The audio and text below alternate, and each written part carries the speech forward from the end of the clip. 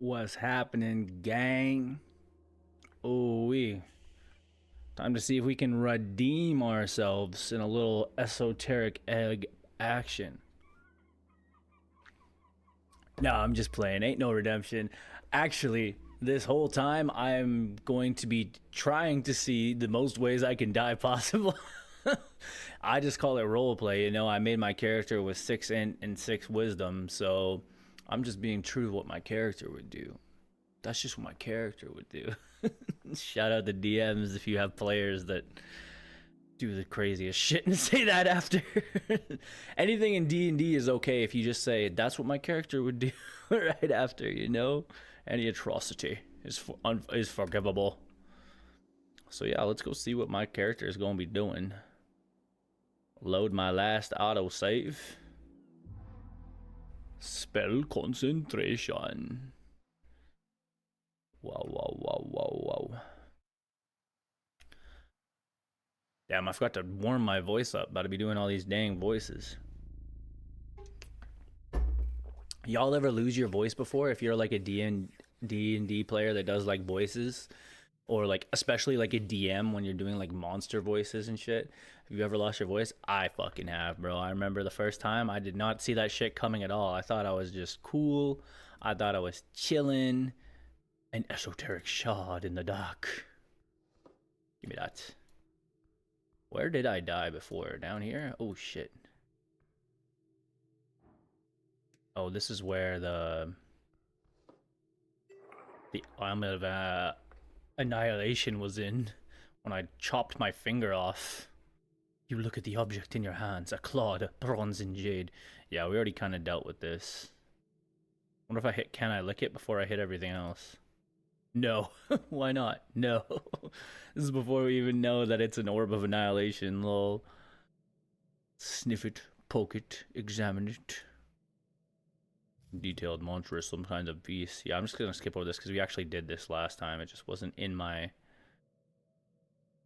I'm not gonna poke it this time, lol. We already did that. The absence of smell. Welp. Is it down here where I died? Is this where the damn cube is? Why is he walking now instead of... I think this is where I died, right? Damn, they just got this view spot. Oh, no, this is the one-way door. Right. Open this. And then I think the cube's like right here. Yeah, this is where I died. The lake cube. Yeah, you can kind of see like all these objects suspended in the air, actually. Alright, we'll not go there for now. Is this somewhere you can go? Confusing. It's just nothing here. Okay.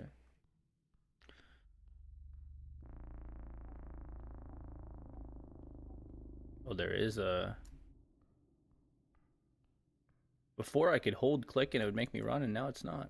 Oh, there we go. You have to like double click and then hold it. What does this do? It's highlighting me. It's not highlighting anything else. I guess there's nothing else there that's highlightable, perhaps. Yeah, okay, I can see. There's the book. That's where the fire was. You have to double click and then go, man. What the hell? This is a one-way door I don't have access to yet.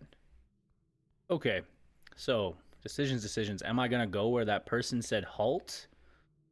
Kind of is my next choice, or am I gonna go to...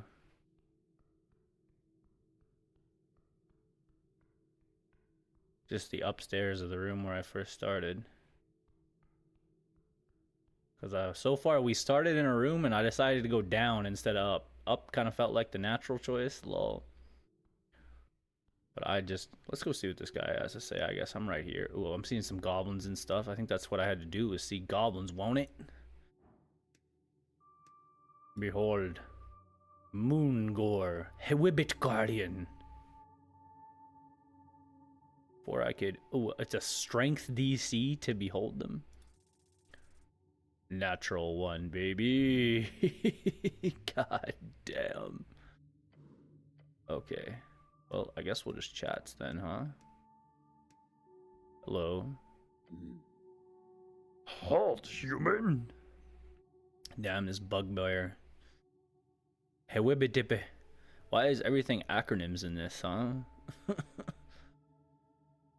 Is this a male or a female? A hairy beast towering over you, its face contorted into a stern and probably permanent frown. Do not pass further. This woman does not hold power over you. It is a woman, damn. Do not let her damn the italicized woman. Do not let her stand in your way. Woman? Oh, my. Yes, this is clearly a female, a real one, capable of terror beyond your sight and sound. Hello, woman. I don't like your town. How do you do? Why are you standing down here? Are you some type of dungeon monster? Hello, woman. She snorts at you. I don't like your tone, man thing. Damn, that was one of my dialogue options too. Huh, I was just about to say the same thing. Without the man thing comment. That's kind of interesting. Clear your throat. You doing good down here? Doing good? What are you babbling about? I'm not sure. She glares at you. What were we talking about? You're not allowed to pass. Back away. I, Moongore of the Rigid and the Howibit, demands it. The bugbear places a hand on its weapon.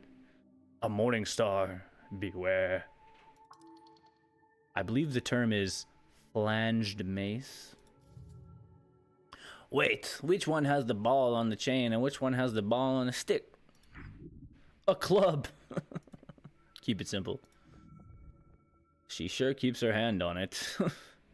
No need for that, since I have no need to pass. Are you sure you can't let me pass? Can I go in the other direction? Whom do you serve? She just said that. Can I ask some quick questions? Can I ask some more personal questions? Attempt to flirt. Duh. She glares at you. I will not entertain you with an answer. Now leave. Damn, not cool enough yet. Can I ask some quick questions instead? No! Damn. Whom do you serve? I work for the Halfways. We learned about these people before. The Halfway Bridge Tribe. Yeah. What's his face wants to get by here? Dorfuck. What was his name? Askin something, maybe? Can't remember. So I need to ask for her permission if I want to pass? She squints and thinks for a few seconds. Yes, if I give you permission, I will... If she gives you permission, I will let you pass, but I do not think... She stops mid-sentence. Are you a cleric? I am the cleric, yes. More of a wizard, really, but sure. I'd like to see myself as a this again. Yeah, I'm the cleric. I heard a cleric was sent because of the explosion. Gain XP, you lean in a little further to being a cleric. 5 times 2 for choosing this class 2 times. Are we actually like supposed to be like a triple multi-class or something? I keep seeing this cleric, wizard, rogue thing. But then I thought we were cleric. I don't know, because we have cleric spells. What the fuck? The dragon is waiting. The dragon? God damn. What? Look around wildly. Where? I'm sorry, I sort of just ended up here. I don't follow orders, even if it's from a dragon. I'm not sure where to go. I'm quite lost. Where? She groans loudly. You fool! I'm talking about Lady Sageleaf of the Halfway Bridge Tribe. Head upstairs. The apple tunnel is usually locked, so you'll have to leave by the Lich House going all the way up. Apple tunnel? Silence! You head up the stairs, okay? After that, you head south. Go across the grass. There should be a goblin standing guard. Right at the garden entrance, talk to him. Are you able to follow these instructions? Probably not. Treat her with respect. She's clearly a powerful woman. Mum. Yes, Mum. Then? The bugbear stops and looks at you with wild rage in her eyes. Mum. Then go! Her roar causes you to stir. Can I go in the other direction? Okay, bye. Lol, lol, lol.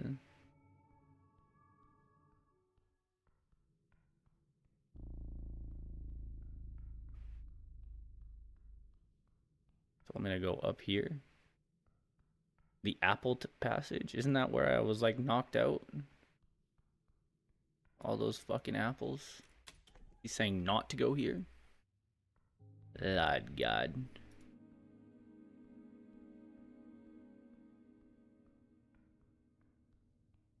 Guess we go up. May not de-equip your helmet. Viskin's Lair. Upper Tolstad. I guess I was in this guy's basement. Good morning, cleric. I see.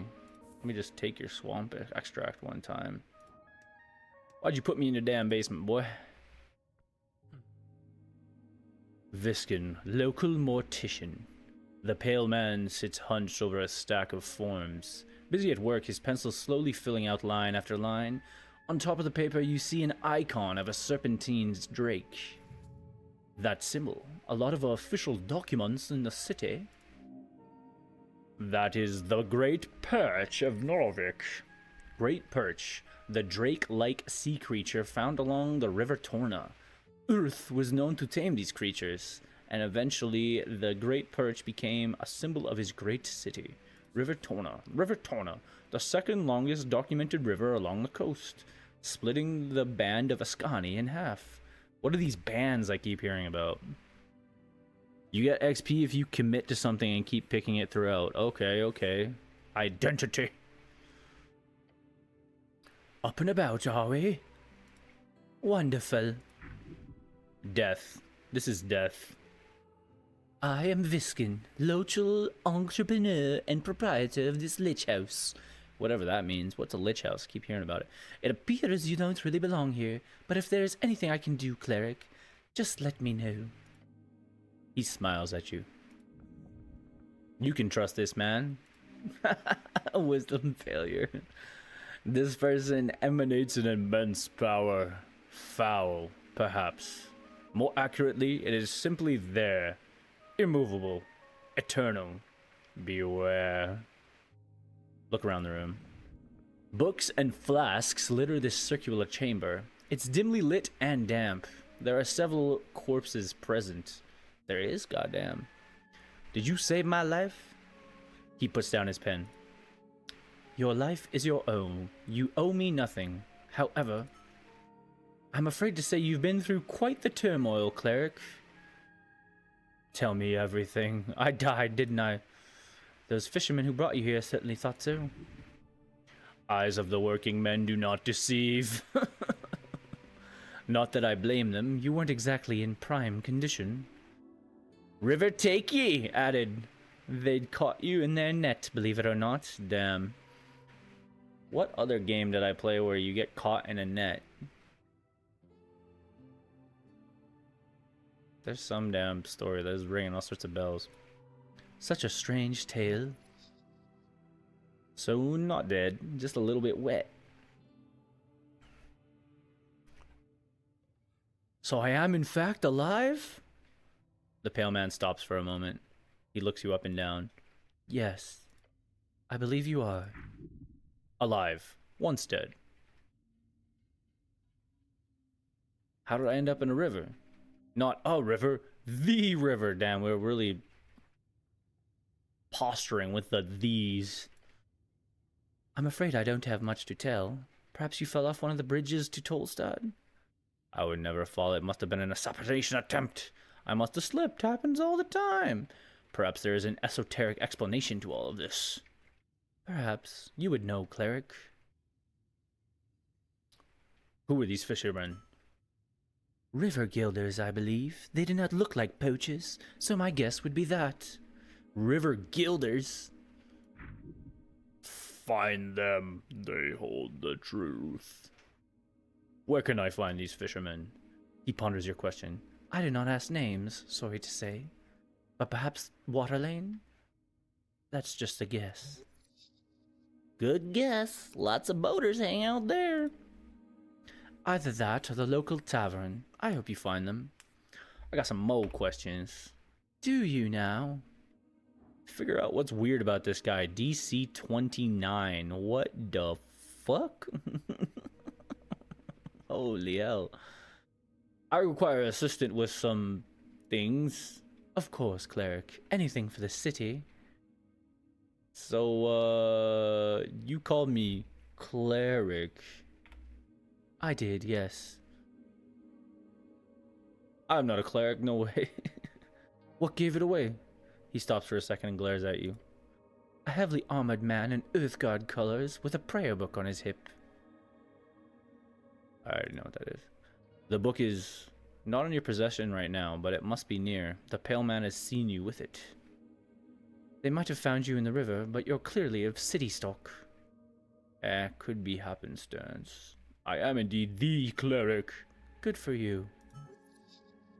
The path of being a cleric is becoming even more familiar. 15 XP! An example of that sarcasm thing mentioned before. Your purpose is there. You serve the city as a cleric of the river. Though I'd love to ask, what type of cleric are you? Type? Yes, if you're a clergyman, you might run a congregation for a local religion or a deity. Holy man on a holy mission. Then there are the clerics of the bureaucratic variety. City officials speaking for the religious state. Rules are meant to be broken. You are not some stiff councilman. You, however, must be an arcane cleric. No, I'm a basic clergyman. I am boring bureaucrat, yes. No, I am the chosen one. You are correct. I am an arcane cleric. I am the chosen one. The pale man stops to ponder your response. Chosen for what? To die. To save the world. To die is just too funny. Been there, done that. Really? Good luck with that. So, what do you know about spellcasting? Quite a bit. Can you teach me magic? A slight smirk creeps onto his face. I sadly don't have the time for a proper lecture at the moment. After the election, I could make time if you're interested. Until then, you're free to browse my collection, he says, glancing at the many books across the western wall. And of course, here. Oh my god, he gave me a free spell. A copy of Charm Person. It will surely be useful to you. That's a great shortcut for charming people, although you gotta be careful with the fallout. If you care about such things.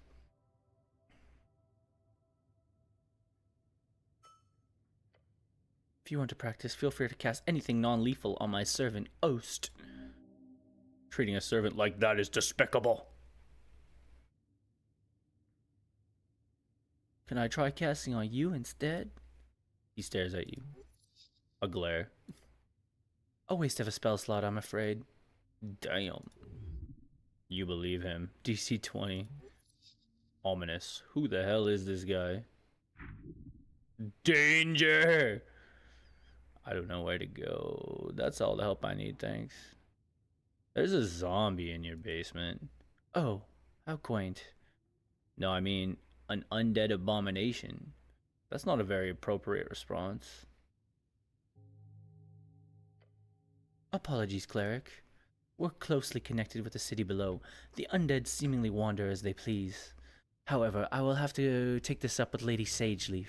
I pay good crowns, lol, for the Whibbit protection. Oh, so it's all a misunderstanding then. Good. Wait, no, I don't actually believe you. Why is it underlined? This is risky, I guess. Well, I defeated the zombie, so no need to want more. Oh, I noticed the zombie had a fancy magical tooth. It kept moving apples down there. You don't seem very alarmed about this. Great to have that cleared up. Yeah, it's moving apples, man. Why? Oh, the apples. Fascinating behavior. It has a fancy tooth. Did it? How strange. The pale man gives you a sideways glance. How did you notice this tooth? It was shiny. I like shiny. Of course. Yeah, it was easy to pluck out once the beast had been slain. ... Of course. Well, I hope you make good use of it. Magical items, even minor ones, can be quite handy. Oh yeah, it was the wisdom tooth. Do zombies also have these strange esoteric marks on it? Do you know anything about it? You think I should put it in my mouth? You? Dexter, you see the type of panic a parent gets when their child is about to eat shards of glass. You? No. As a former dentist, damn, this guy used to be a dentist. I recommend you do not. Do zombies often have magical teeth? I don't mingle with the undead often, but my gut is telling me no, they do not. You don't think it's cursed or anything, do you? You know more than I mean. Blah, blah, blah. Esoteric marks, bro? He glances at the yellow trinket in your hand. Those are glyphs of Nimmenberg. Necromancy. Although in your hands, it is no more than a common esoteric trinket, I assure you. Nod. The pale man stares at you. Well, I defeated the zombie, so no need to worry. You? Well done, cleric. What will we ever do without you? Oh boy, he did not like that, did he? Charisma for some reason. You don't seem very alarmed. A stray undead creature will cause no trouble here. He gives you a rare smile and then turns to the kobold by the stairs. Isn't that right, Oast? Yes, master. Damn, should I press him? Yeah, I'm probably gonna do it, lol. What do you mean, cleric? He must be punished! You're a criminal harboring zombie workers! You need to be punished! Prepare to attack. Jesus Christ. Your words cause a silence to fill the chamber. Oh, initiative turn order comes up. Oh my god, yes. Time to load another autosave in a minute. You feel the tension, every vein pulsating. The kobold to your left is doing something with his crossbow. No, you've got it all wrong. Okay, and fight it away. Now you're saying I'm wrong? Really attack. Okay, but if that zombie is working for you, that's not... I greatly apologize for putting you in this situation. It is my neglect that led to that ungreat creature entering the tower. I will make sure to tighten up security in the future. No, this isn't... Oast, we really do need to do a clean sweep of the basement this evening. Get ready. The kobold gives a screeched yell. Yes, master. I will also be sure to report this both to the Whibbit and the militia. He won't let you get a word in. Amazing. I'm trying to say you need to pay for your... So you're clearly doing something shady here, so... Of course, I'll be sure to ask for a thorough inspection by the PCG. PCG, Post Control Guild, Lemau. If there is anything unbecoming about my business here, it shall be uncovered and unveiled. Holy shit, he just keeps going. Thank you very much for your service, cleric. It is because of great men like you the city still stands. I am sure a good word to the patriarch will assure a promotion of some kind as well, especially with this kind of great work that you're doing on this tea shop, this... Make him quiet. Strength. Make him shut up. Charisma. Resist his incredible oratory power. My strength is higher, but this is lower. LOL. I'm gonna do the fucking resist his oratory power. Yeah, baby! The dice gods. Focus on the main point. Illegal zombie, go. Stop, I know what you're doing. The pale man opens his mouth to respond. The zombie did work on your property. He closes his mouth and looks at you. It was picking up apples or something. That's a violation of the bone purge. Yes, I am aware. The pale man takes a deep breath. He reaches below his desk and brings forth a pouch. An isolated incident. It will not be repeated. A bunch of crap. Yay. This is a bribe, isn't it? Score! Hello. As a city cleric, you obviously have the ability to accept Dagspotter on the behalf of Norvik. Dagspotter. Dwarven for day fine. Some might call it legal extortion, but it really depends on the district. Violation of the Bone Purge Code, Article 4. In single violation causes, a Dagspotter of minor class is issued. In relation to my status as a Tolstad business owner, that would be precisely 25 crowns. How does he know that? Well done. Justice has prevailed. Now this issue is behind us. Anything else you needed? He's resistant to your spells. There's a zombie downstairs. Dark magic on the corpse. I'm pretty sure this is literally impossible, but wonder if I can like save this for later and then like get an easier check by like walking around his room more or something. Or if I leave, if this just goes away. I guess I'll just try it. Ooh, one away from what I needed. You glare at a pale man who keeps working on his documents for approximately 2 minutes. Eventually you feel stuck in your thoughts. I don't mean to imply I know more than the Honorable Uthgard member, my good cleric. However, you must certainly have some important things to do on a day like this. He's correct. Maybe we can get back to this later. Some dice checks are locked on a failure and can be attempted again later. These checks are unlocked on a long or short rest or by spending shards of Jor. Oh, that's what those are for. But a roll with a very high DC should probably be lowered before attempting again. Yeah, see, that's what I was wondering. I wish you luck with your endeavors. Before you do, make sure to collect all your belongings. He gives a quick inspection with his dead eyes. Too quick, like he's trying not to show his interest. Weird. At least he's not hitting on you. Or would that be an improvement? What belongings? Did I have weapons on me? Got it. I don't need your help. What belongings? Quite a lot. Your uniform, your cloak, and also a voting card. A peculiar voting card. Every party had been marked on it. I'm assuming it's yours. Yeah, sorry, I'm indecisive. I'm not sure if it's mine, maybe. Yeah, I'm indecisive. The pale man ignores your comment. I asked Oast to lay the surviving pages of your spellbook to dry. Over there, he says, and points across the chamber. Ah, so that they could dry, since they were wet. How good. He then looks at the pocket watch on his desk. That is an esoteric pocket watch. You may also have it, cleric. I am sure it will prove useful to you. Beyond that, you should be good. Do I have any weapons on me? None, I'm afraid. They must be at the bottom of the River Torna. Damn! Maybe we'll have to pick up something new. A warhammer? Got it. The pale man turns his face towards you and smiles. If only every government employee were as devoted as you, cleric. He gives a stern expression. Good luck on your quest. His words burn a hole in your heart. When exploring the city, you may move faster by running. To do so, either double-click or hold left shift and the left trigger.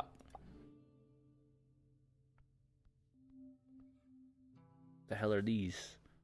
Jor left his mark across the bands. Today, it is a universal sign of magic, whatever the bands are. The red eye of Earth. Lay body. Your fate one day. My fate yesterday, more like. Do not consume these sludgy liquids.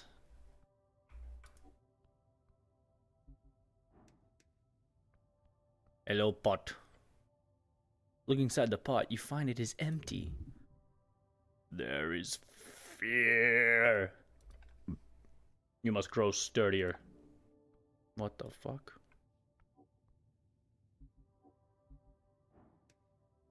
What's this? Ruined player book. The book is ruined. Most of the pages are dry now. While are dry now, have been completely drenched. Only a few pages of the soggy, brackenish papyrus pages are readable.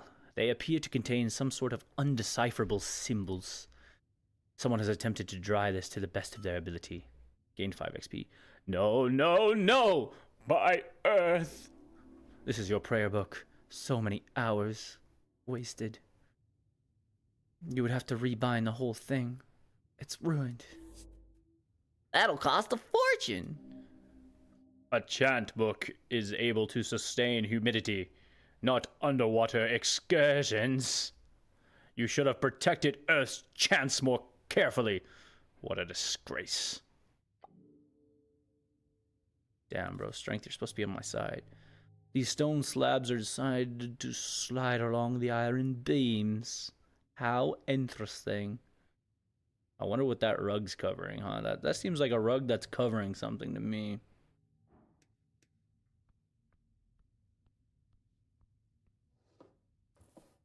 Wow. Ancient tome. You flip the tome open. There are fine and handwritten letters scattered across the pages. While the symbols appear readable, you do not understand the language. De verbis draconem ars occulta. The author's name appears to be Calum Diminumori. Duminomor. Anyone who uses this term for anything modern is either an anti-free strider or lives under a rock. Can I try to read it? No. You have no idea what this means. Need to get to comprehend languages. Right, that's the spell you need to keep prepared all the time. Find the spell scroll. More incense. So many books, basic manuals, arcanist histories, novels. Some of them stand out to you as classics. Could be useful to refresh your mind. The books taunt you bookishly. Damn, how much time am I going to burn by doing this? Read folk tales by the Trill Sisters. Opening the Trill Sisters book shows you an index of several tales, many of which you have heard growing up. Stories for children are useless. Don't waste time here. Out of the tales, you see one of the ones you remember the most, about the gnome and the titan. Read a little by large. In the old days, when dragons ruled over the skies and titans wandered the earth, there lived a gnome named Abacus, known far and wide as a half-wit. Whether by fate or folly, he found himself in the oddest of places, so that it was that he stumbled upon the deep valley of Asken. Continue. This valley was home to the Kayumor, the Mist Titan, a colossal being with fur as thick as ancient forests and limbs that clutched the very mountains. His body was hidden in, or perhaps made of, the swirling mists that filled the valley. But on this day, the valley was not the serene refuge that it had once been. The air was thick with ash, the rivers ran black, and the trees stood as charred husks. Esuth, the ancient red dragon, had set the forests aflame, hoping to drive Kayamor from his domain and claim the fertile valley for himself. Kayamor was furious, and his great form trembling with rage as he searched for the source of destruction. His eyes fell upon Habakkuk, who was wandering aimlessly, his tiny mind more puzzled by the sudden darkness than anything else. To think that the coast was filled with these beasts of Jor at one point. They reigned harshly and wildly. But it's not hard to see why some of them preferred their chaotic dominance to the tyranny of dragons. Continue to the verses. Thricklum chum. Who dares bring fire? Oh, this is like fee fi fo fum. Who dares bring fire where none should come? Ashes taint my sacred mist. Speak, small one, lest you be missed. Abacus looked up, squinting through the fog, and scratched his head. Fire? No, I've no fire to share. No flame do I bring, nor ash to bear. For in the dark I see clear as day. 'Tis those who can't that need the flame, they say. Thricklum chum, what nonsense from your tongue does come? Who is it that needs this blaze, that blackens my mist and dims my days? Well, question thee who needs a flame, to light their path and stoke their claim. Perhaps it is Esuth the king, whose fires your valley bring. Thricklum chum, the dragon's days are surely done. Guide me, gnome, to where he lies. Together we shall dim his skies. The story goes on to wax about the friendship that sparked between this eldritch titan and the silly little gnome as they sought out Esuth on his throne. That rhymed too. The ancient red dragon then falls to the Titan's might, and Abacus accidentally guides him to the correct location. Oh, after. One of these classic stories, and every child in Askin. One of those that everyone gets told. Damn, I can't read. You shut it, looking for the title once more. Folk Tales. You place it on the shelf.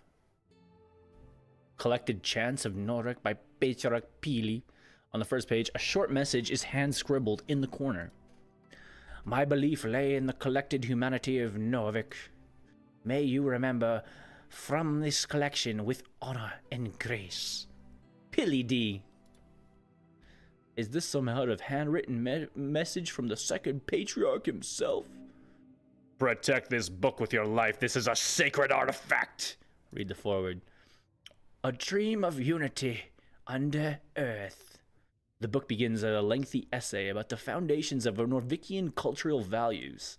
It's really like a guide, if anything, on what a Norvikian person is, how their values come from various tribes in old country, and how together they have formed something greater under earth. You've read this before, but you do not get a better sense of what all this means now. It is in some sense a plea, a stern suggestion for every human in Norvik to lose any sense of former tribal identity, to embrace a new one, a Norvikian spirit.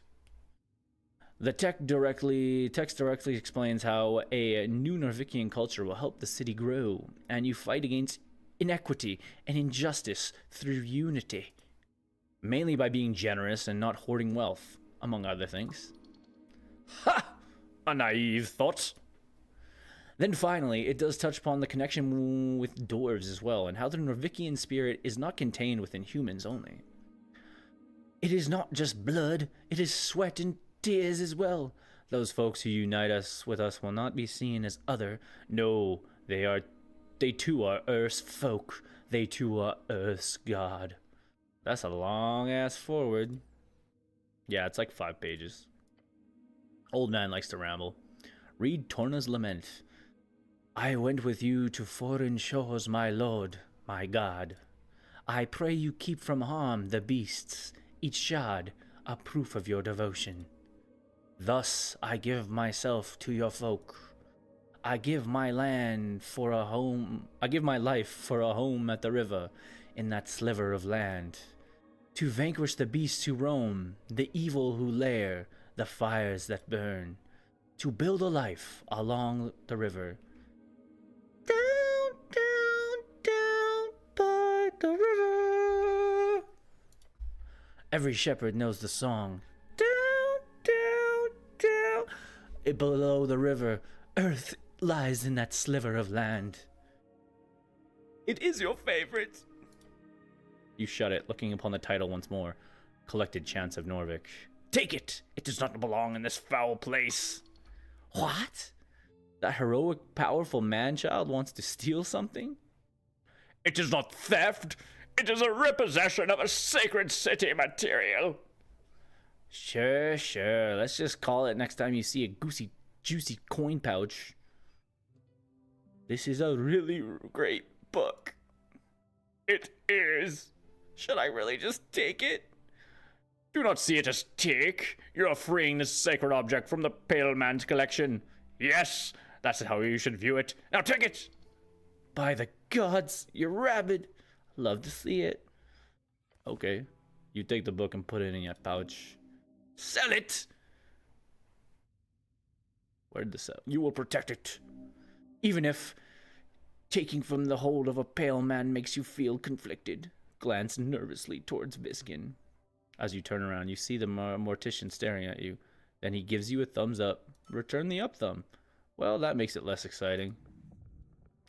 He might just be the kind of kind-hearted man below that mask of his. Read Autobiography Prax by Lord Phileas Prax. You take a look at the first page. In these pages, I shall endeavor to recount the journey of a man born to greatness, a will tempered by the crucible of ambition, and a spirit bound to relentless pursuit of the arcane. My name is Phileas Prax. It goes on to make grandiose statements about his personal abilities of magic. Know this. I write not for the masses, but for the few who possess the clarity of vision to see beyond the veil of mediocrity. To offer them, I offer my life as a lesson and a legacy, that they might learn from my triumphs and avoid the pitfalls that wait for the unwary. You remember the first chapters dealing with his youth growing up in the ruthless court of a rival house, the Hagenshags. How he struggles with the relentless opposition and bullying. Power is not born of blood, nor inherited by fortune of birthright. It is cultivated through the crucible of the mind, refined with the fires of discipline, and sharpened by the relentless pursuit of knowledge. Let those who seek to rule, first learn to kneel before the altar of wisdom, for it is there that the true strength is forged. A glorious design. Let those who learn lead, through the merit of ability, and nothing else. I really dig this idea. Of course you do. You're a wizard after all, Harry. The world would be better if I ruled it like Prax did. Yes, it would. 6 and fucking talking. Flip through the pages. In the second half, Prax begins to talk about his early political career, the intricacies of magocratic bureaucracy, how he learned to play the game well enough for himself to reach a dictatorship as the youngest magocratic ruler ever. The rest is mostly a collection of his meditations surrounding magic and power. A strong leader with clear intent. The esoteric in its purest form. The esoteric is in a purest form, neither good nor evil. It is a tool, a force to be wielded by those with the intellect to do so. Yet, let us not be so naive to think that power alone grants one the right to rule. The arcanist must also be a statesman, for the whims of unchecked magic can lead even the wisest astray. Govern with an iron hand, but let that hand also be guided by the principles of reason and justice. Thus shall the state prosper, and thus shall the legacy of the magocracy endure. In the halls of power, the arcane shall be our shield and our sword. Remember this. The arcanist's duty is not only to himself, but to the state and its people. For in the endless pursuit of knowledge, one must not forget the price of ignorance. A vigilant mind is the guardian of civilization, and a vigilant state is the fortress of progress. Let not one shadow fall upon our vigilance, for in the light of the knowledge lies the path to true dominion. The final parts of the biography focus on an even deeper and more rambling side of ruling. This is way too much reading. Yes, that is true. It hurts to read so many words at once. Shut the book. You shut it, looking upon the title once more. Autobiography packs. Alright. Some light reading, you know. Get a little, in tune with the world here. More lore I can get, the better. What's in this box? Human no cause trouble. What's up, B? Ost, Chief of Security. Wiggling his little clawed feet, the kobold follows your every move with cold, unflinching yellow eyes. Even the small blade can fell a giant. Watch out for this one. Master say you behave. You're adorable. The kobold glances at you. Your comment has begun the breaking process. Soon you will be the alpha. A battle of will. Do not give in. Glare back. Your eyes meet each other, still, ever vigilant. Keep glaring. The kobold does not move. Glare some more. Yep, you're staring at each other. Glare. Eyes meet eyes. Glare, glare. You are looking at the kobold's yellow eyes, staring in an angry or fierce way. Looking hard. Lean into the kobold's stern face. You should probably stop this. The kobold meets your gaze and keeps meeting it. I don't think I'm getting anything more out of this. Fair. The kobold looks at you with a cold expression, determined, confident. I got some questions for you. Short question. Go. You are a kobold. Not question. Next. Oh, fuck. Yeah, that's not a question. Quick, save it. Try to save the question. You stared at him. +2 DC. You stared at him. That's so funny. Think of a less explosive question. Yeah, try to save it. Oops! No save. You bite your tongue. Oh my god, I lost XP to questioning. The blood fills your mouth. The pain changes your brain chemistry for a moment, leaving your mind in Shambles. Oh no, hurry! Save the situation! Say anything! Anything! Ouch. The kobold stares at you.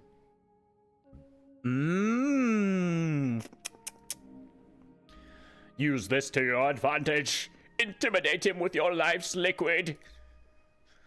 Blood starts to drip down your chin. Spit out the blood through the gap in your helmet. Try to tell him that you've injured yourself. I'm gonna spit the blood. Why are you? The kobold mutters as he watches you splatter flesh, blood, and saliva all over the floor. Point at it and say, "That's what you get." Groan and say, "Help, I've injured myself." Cleric is. What is? The kobold mutters. You've somehow managed to make the stoic kobold speechless. Congratulations. Smile. Your inexplicably perceivable bloody smile is sure to wreak havoc. The kobold stares at you.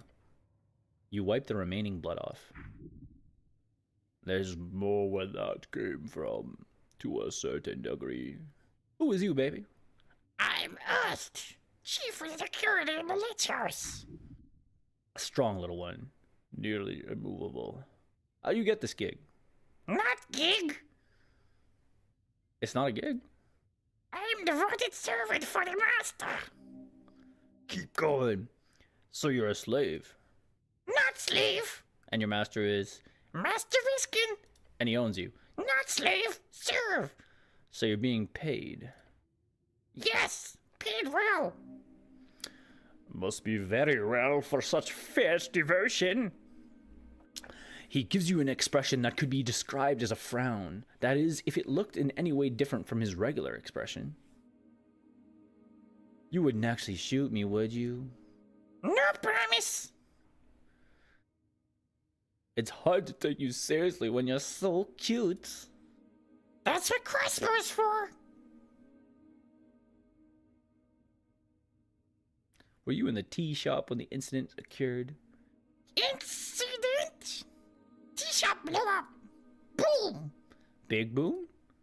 Big boom. When it happened, I was on water lane. On mission. A mission? What are you doing in the water lane? Milk. Doing milk? Deliver. You deliver milk? Yes. Side hustle. I want to know a lot less. Ask questions about the milk. The kobold stares at you. Do kobolds produce milk? No. Do you like milk? No. Milk is a form of pure vitality, nature's most precious liquid. You've acclimatized your gut to the unnatural consumption of other species' milk, like an enormous babe clinging to the mother's teat. Charisma 8. I also don't like milk. Yeah, the most important moment to get a natural 20 in your entire life. Not liking milk. What? You smirk, a confident laugh escaping your lips, and then you turn towards the ceiling, smiling. Your comment has made a dent upon the world. What a stance! As a human, who could have ever thought such a thing about you? Win them over with your lies and deceit. Control them through flattery and love. The kobold stares at you with awe in his yellow, expressionless eyes. Can I have some milk? No. Valiant effort. Who buys the milk? Humans. Waterlane humans. They pay for fresh milk before dawn. Side hustles are always smart. You should do a milk run later. It pays. Where's the milk come from? Cows. And where do you get the cow's milk? Market. I don't think I have anything else to ask about milk. Okay. Intelligence. Thank you. Yes, thank you. This knowledge will be very useful. You should totally find out more about this. Could be a big money maker. Can I borrow your crossbow? Human is killing, not funny. You would make greater use of it than this puny creature. Just take it. The kobold snorts. Go away. Don't let this slide, just take the crossbow!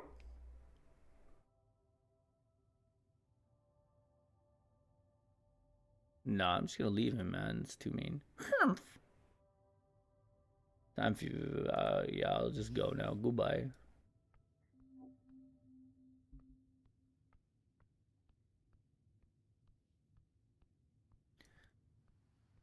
Is this something, or it's just a hole in the wall? Well, see if I remembered that bugbear lady's instructions. Voices upstairs and the smell of salt.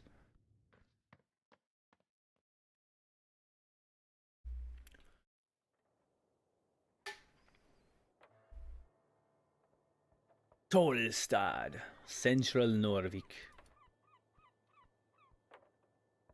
What's going on here?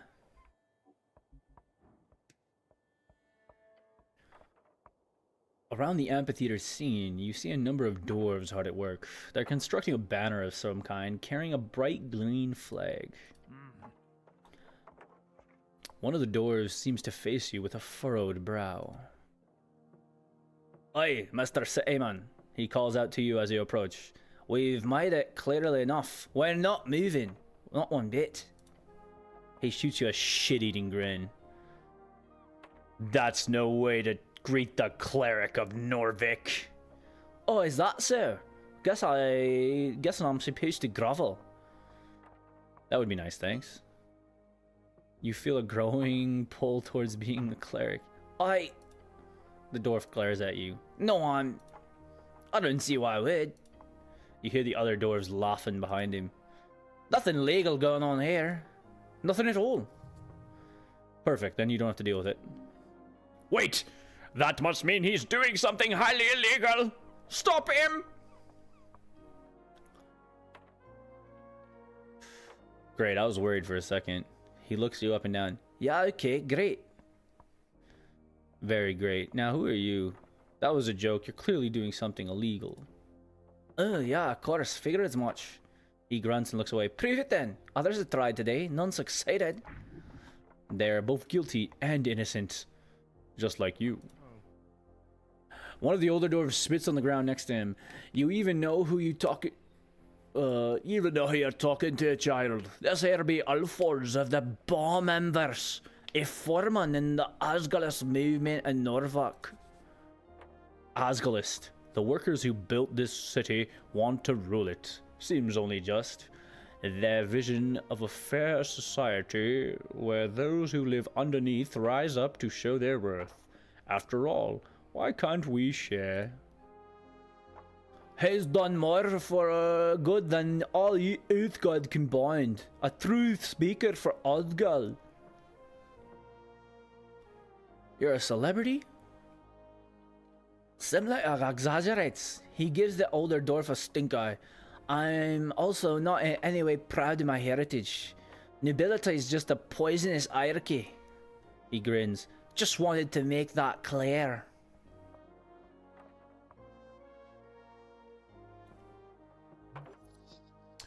Don't mention the whole noble thing. It'll just piss him off. Unless you want that.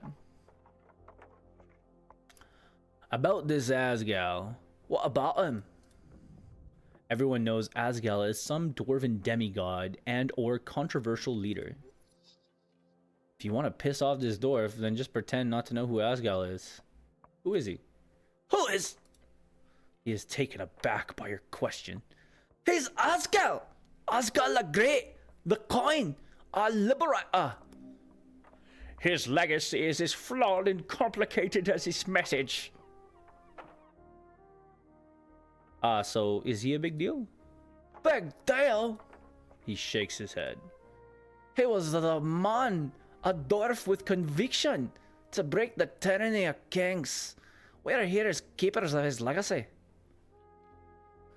I've got to ask though, is this a religion? Most certainly not. Is it a cult? I don't know what you think you've been talking to, Mr. City Man, but let me assure you, Asgard was no god or a demigod or anything related to it. He was just a simple man with a dream of fair and just society. Nothing more. Nothing more. Ouch. Sure spot. You boys setting up a play or something? A prey? We're holding a rally for a cause. This evening, workers from all over Tolstad will gather here to hear the word of Asgard. He turns up towards the orc. And no one's going to stop it! Orc. Big brutes of devilish origin. They're rare in Norvik. Most of them can be found in the Feltire. Brutes. Brute. Vorgini slang for brother. Specifically the dialect grown out of the coastal slang, a mix between gnome tongue and underclass migrant workers in old Majo colonies. You hear the laughing coming from across the theater. Papers, Alphas? He grunts and turns back to you. So, what you want? That orc lady sure is annoying. You seem a bit stressed. No, you don't say. His words drip with the acid from a green deer. Acid from what the fuck? So, it is forenoon, I get the lads together, and when we arrive, there's a cursed woman standing there. The dwarf shudders. She starts complaining. He reaches out for something in his pocket and takes out some documents. We show her papers. And the boys are no good, she says. Bah! Real convenient, I say. No, there's something wrong with these papers. We are in our right to speak out against tyrants and burgers. Damn, what do you got wrong with burgers, man? Bureaucracy. So she's wrong about the documents?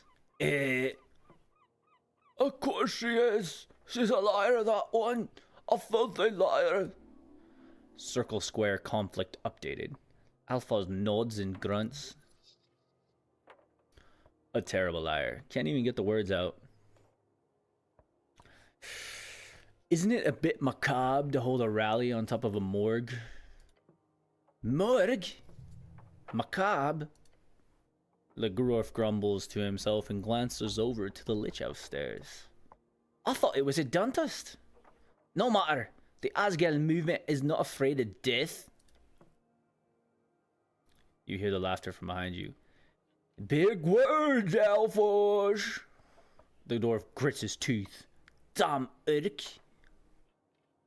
So what's this rally about? Guilds? For decades, there's been a collective bargaining between the Norwegian workers and the city guilds.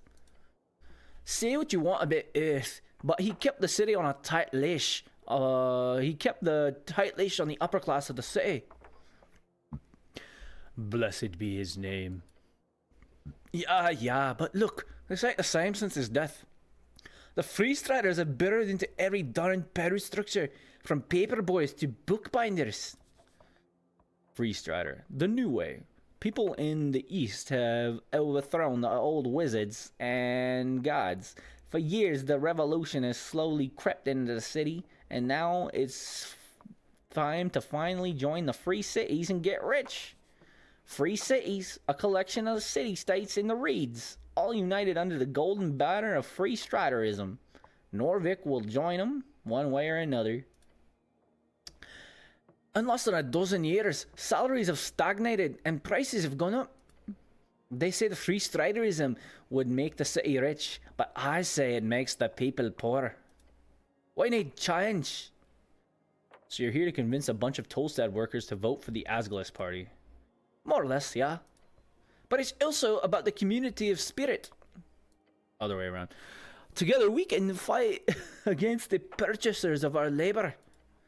Alone, we are as brittle as a twig in The older dwarf pipes up.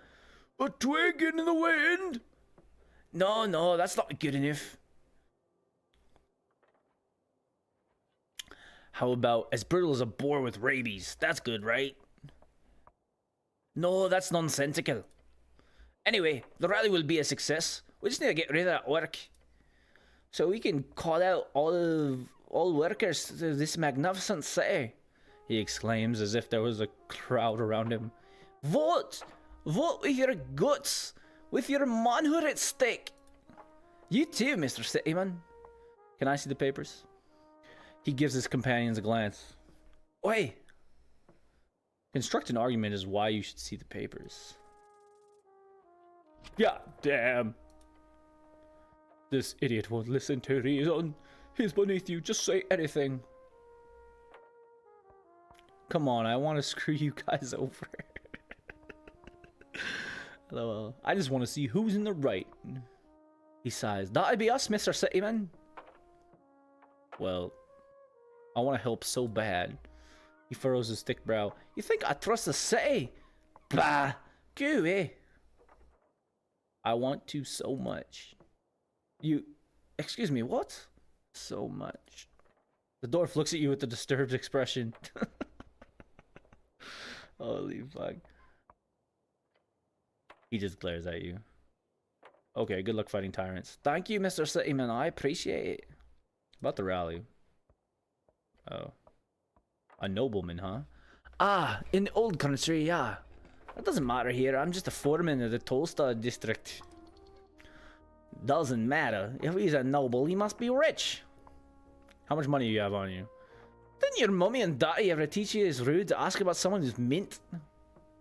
I bet you're only here because your mummy and daddy. What did you say?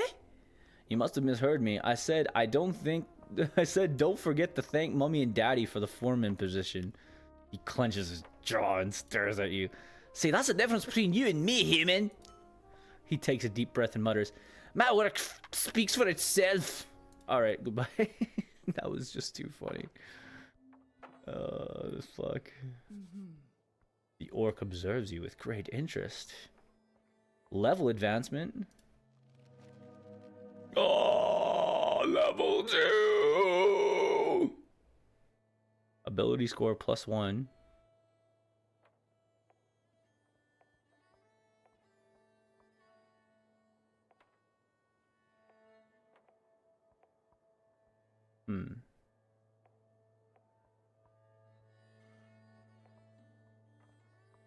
What do I want to put up? Probably strength. Con, honestly.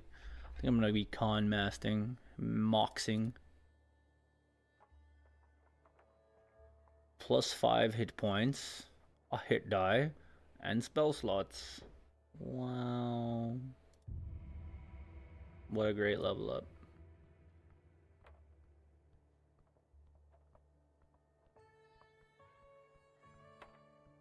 Actually, I'm gonna go back downstairs because I want to prepare spells. Since I got a few more now.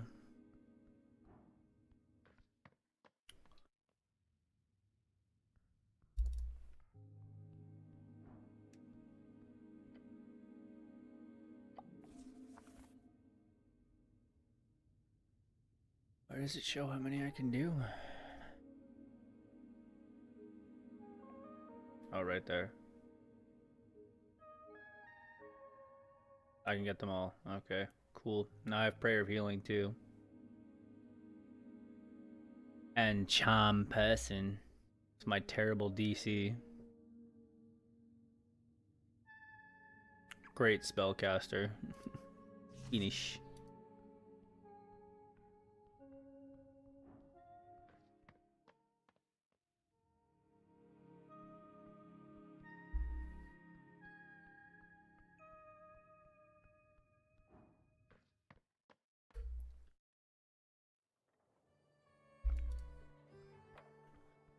Alright, Orc Shorty, why are you bothering these people? What do you want,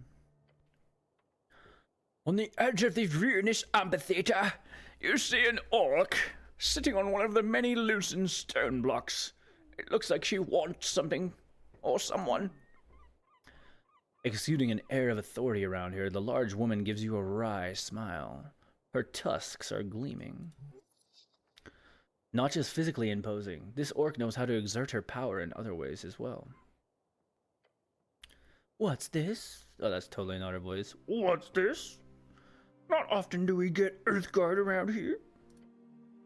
She presents her palm to you. Vera is my name. I am second in command. Guild Agent of Tolstad. Ah, she works for the guild, I see. The exact opposition forces. Nice to meet you. Yes, the handsome orc lady wants you to say a name. Make sure she knows you are a cleric. Do not grab her hand. That is not what that is. Grab her hand, lol. I'm Helm. I'm the cleric, actually. Guess I'll trust my charisma. I don't know. Apologies, not Earthguard. Cleric. I assumed the term was interchangeable. There's no denying it now. You are a cleric. But I suppose you're not all, she says, waving towards your outfit. Esoterically attuned. She shoots another smile, waiting patiently for you to say anything. What's the deal with these dwarves? Oh, they're complicated as anything.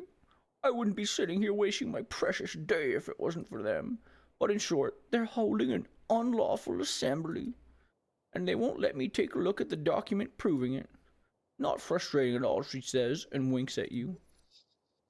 She telegraphs her sarcasm heavily. This is useful when communicating with slower individuals. That is good. Nice, lady. Explain it to me in detail from the top. The words leave your lips as though you've spoken them 100,000 times. It's just all an inconvenience. Circle Square conflict. These lovely Asgalists have decided by themselves to hold a rally here on the lovely little Circle Square. Circle Square? Hilarious. Unfortunately, they need a permission of public gathering, or a PPG. They do not have a proper PPG. You pick up on her words of proper. What does that entail? Proper? She scoffs. It's marked for last week. It's expired. But can you believe her?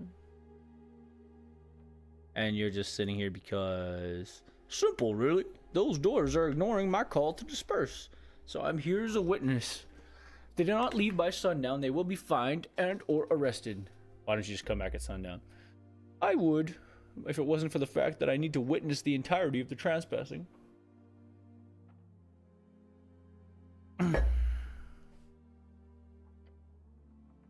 Since they were served during the morning, if they do not disperse by sundown, they will be inflicted with an entire day's worth of fines. I'd have an assistant do it or a secretary, but we're stretched thin as it is with the election coming up. No, I'll just sit here and smile politely. Arrested by whom? She gives you a smug grin. You, perhaps? The monopoly on violence here on Tolstad is more of a oligopoly. Whatever that means. It'll be the roll of the die to see who gets employed to handle these rude dwarves. Maybe some goblins. The city of Norvik also allows us to employ mercenaries for AB, extra legal enforcement. But the company likes to avoid that in most cases. As you can imagine, the mercs tend to lack that finer touch. This woman loves to talk. Typical. Someone like her doesn't understand what it takes. It takes a man to handle a situation like this. Does it? What should a man do in this case, then? A man should put his head against the problem until it goes away. Stoically. Do it yourself. She laughs. I love your high opinion of me, but I can't even wrangle a dozen dwarves all at once. or however many they are. Hard to keep track. They almost seem to spawn out of the ground. Sounds like trouble. Ha! More trouble would be exciting. This is just dull. If only I could get my hands on those PPG documents. Then I could simply hand them over to the city and go home early. Or rather, head back to the office and complete the orc signs. The draft for the marketing meetup. Sorry, I've got a lot on my plate. You need to help her. Oh, I don't.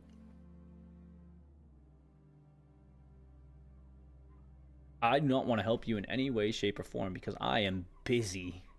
Sure, might be for the best. I'm here on important business. Business, you say? She leans in and squints at you. Fascinating. Can I perhaps be of service, cleric, for your business? Where's the goblin chieftain? Lady Sageleaf, just head down these stairs. Good luck getting an audience, though. Is she busy? I sure hope so. Took us months to get in a room with her to discuss the renovations in the holes. The holes, a common slang for a central spire of apartments in Tolstad. The lower ones are less fancy. She's not busy. She's a bitch. Dragon of Tolstad, my ass. She catches herself releasing any more profane comments. Anything else? What do you know about the tea shop? The tea shop that blew up, she says dramatically. Sounds like a magazine tale. I heard it was an accident. The Post mentioned it in passing. A minor mishap, I believe, was the official quote. Although from what people told me, it was quite the explosion. Quite. So you weren't in the area? No, I was on the North Wall. Company business. North Wall, one of the 5 districts in Norvik, known as the Industrial District for its many factories built along the river. This is where you live. Anyone who calls it the North Wall is probably not a local. Everyone who is cool calls it North Wall. Just North Wall. The sign of an outsider. She calls it the North Wall instead of just North Wall. She looks inland. I did see smoke. Was a clear day. What do you think was the cause, cleric? If the city says it was an incident, then it is. If the magistrate says it was an incident, then I believe it was an incident. Good soldier, she says and gives you a fist salute. Hold on, are you here to investigate the tea shop? Don't answer that. She has no control over you. She's a free strider, so why run? Stand against her. She has no right. All right, well, the 2 things that said success, I'll trust them. Lol. No. But actually, she says, holding out her lines. Maybe. Is that maybe a yes? Nice weather we're having. Are you here for the tea shop? You look lovely today. Thanks. Are you here to investigate the shave shop? I'm here to do business. With the tea shop? The one that blew up? A master of speechcraft. You can do nothing.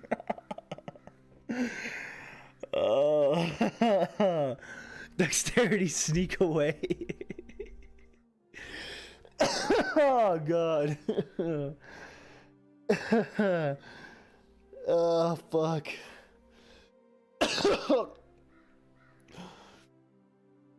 Oh, I'm here to investigate the tea shop. She got me. Interesting. I'll be honest. I assumed the city would just ignore it, but they sent you. Perhaps it was a secret. Should we have stoically avoided the question better? It's sort of a giveaway. Clearly someone thinks this is an esoteric mess. They sent a cleric to look into it. Why would the city avoid sending a representative? Duh, because of the election, of course. Look, Tolstad is a highly volatile district with lots of extremist ties. I believe this tea shop is acted as a sort of lightning rod. So when a place like that blows up, would any faction spend resources investigating it? Might even seem like a blessing to some, to cleanse the city of its filthy holes. Especially when those resources could be spent on trying to win the terribly important election. While some might see it as corruption, I'd like to classify it as a more simple, boring, but ultimately harmless bureaucracy. What exactly have you heard? It blew up. Fireplace incident. Bullshit, of course. Most likely a rogue spellcaster. Esoteric. I keep hearing that word. What exactly does it mean? It means... Her eyes wander for a bit. Her brow furrows. It's a term to describe whenever anything queer happens. Whether the cause would be regular spellcasting, or something more esoteric. I'm sure you've noticed something that you couldn't explain rationally. That would be esoteric. I assumed you, of all people, would know what it is, considering she mimics casting a spell with her hands and then points at you. Well, I'm here now. You sure are. Good luck, cleric. If there's anything the Ashkani Reed's trading company could do to help you out, let me know. You can usually find me down in our HQ on Waterlane. She smiles at you in a way that completely breaks down your defenses. Looking forward to seeing you there. She wants you for your government position. Nothing else. I'm done discussing business. You want to move on to more casual topics then? Politics, perhaps? I want to know more about you. Little old me. I'm an open book. LOL, where are you from? She doesn't answer you at first. Instead, she looks away for a moment and smirks. You mean, because I'm an orc, I can't be Norvikian? She says, looking at you with a stern expression. Yes, where are you from, orc? She scoffs at you. I don't know human. Where do you think I'm from? Where do orcs come from? Their mother's fucking gash last time I checked. Gash. Goddamn, what a crude way to call that. She sighs. If you must know, then no, I was not born in Norvik. Ha, called it. I'm from Blood City Bay. I ran with the warbands when I was a girl. A powerful warrior here. Took me all around the coast, she explains, far from the cursed plains of Feltire. We were hired during the Third Revolutionary War in the Reeds. When it was over, I stayed behind. As she speaks, you see her eyes glimmer. Those were the days. What's it like being an orc in Norvik? My kind is quite rare. She mumbles, her gaze rolling off. The occasional comment does sting a bit, but I've gotten used to it. How nice of you to ask. I'm not asking for you, I'm collecting information. Yes, I'm a wonderful person. I know what it's like being discriminated against. You do?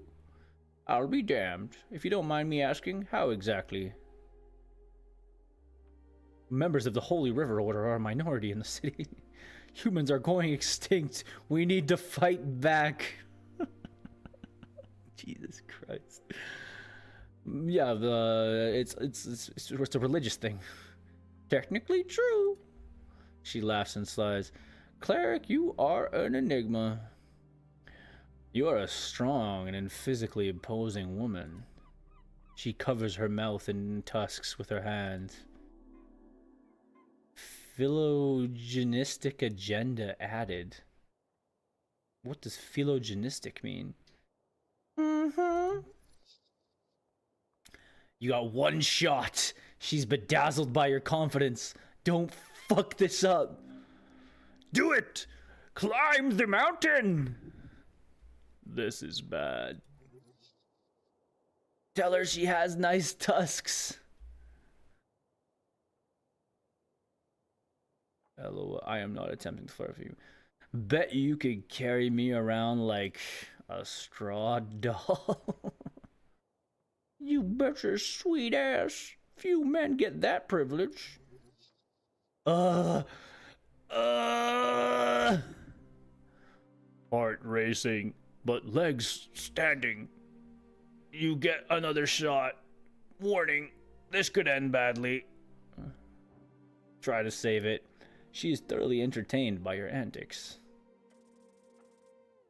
Oh, fuck. No, Huz. Your mind is blank. Literally, there's nothing that comes to mind apart from the base desire of the aspect of your psyche that we don't talk about. I suppose it's time to let it rip. Just go wild. I don't care. There's something that can be done anyways.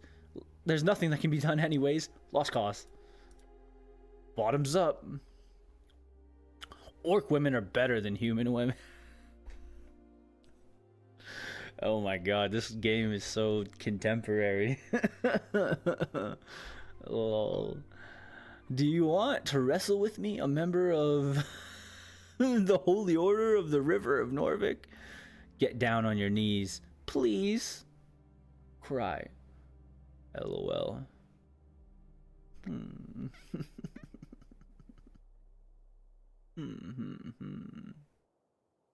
All great answers, really. I think this is the funniest one. Orc women are better than human women. As the phrase leaves your lips, you feel the world collapsing around you. You've somehow both discovered something deep within yourself and revealed it to a stranger in one fell swoop. There is nothing to be ashamed about. God damn. I'm losing HP from embarrassment. This doesn't feel good. Vera looks at you with mouth agape, clearly unsure how to handle it. You've left me speechless. She claps her hands together. Well done. Not often that happens. Now that we're done with that, do you have anything else to ask? Anything at all? Nope. LOL. Goblin artwork. A green face is splattered across the facade.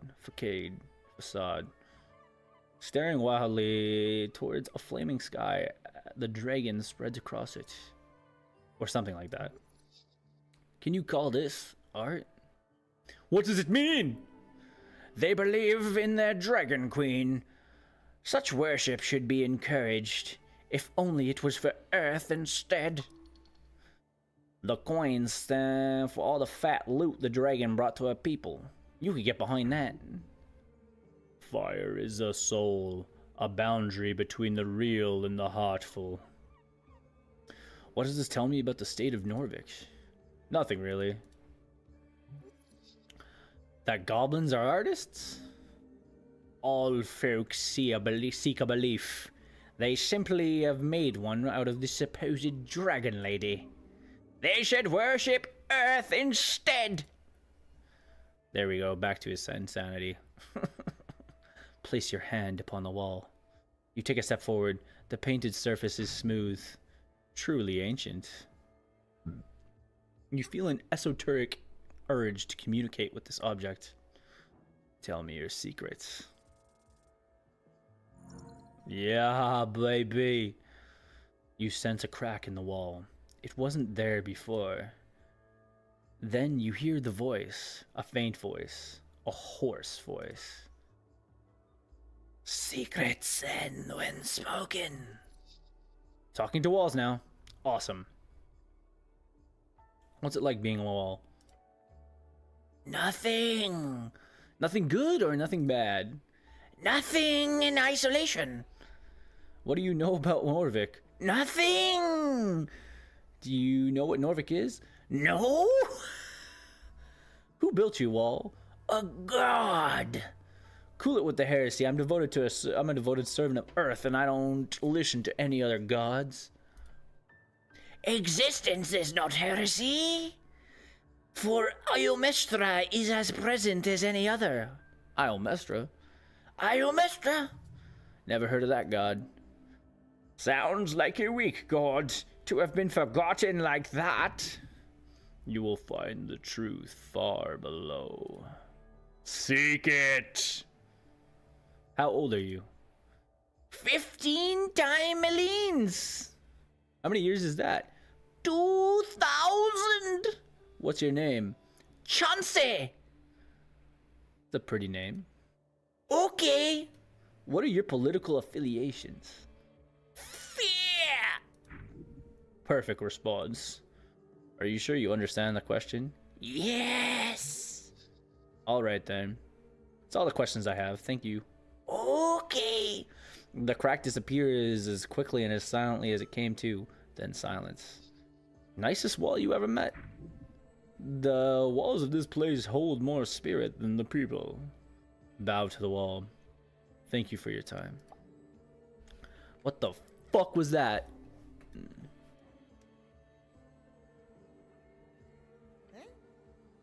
Braxo Pencilwing. You raise your head towards the sky. Above you sits a tiny red creature. His wings flutter faintly in the wind. He's just a little guy with wings, reading his little newspaper. The fiend throws you a quick glance your way. He's annoyed. An evil creature. Beware. Staring at your piece of paper, at his piece of paper, he does not acknowledge your presence. Hello, I am from the local government. A sigh escapes the fiend's maw. He slowly puts down the paper. I've paid my taxes. You can move on. He can always pay more. So you need to pay more, say 10 crowns or so. I'd agree with that opinion if my pouch wasn't so devoid of coin, wink. Well done, citizen. Proud of you. The fiend gives you a nod and almost turns back to his paper. Wait, he says, looking to get a good look at you. Uthgard? A cleric? Hell's you doing here? That reaction. Your presence is uncommon. This little man looks sunburnt.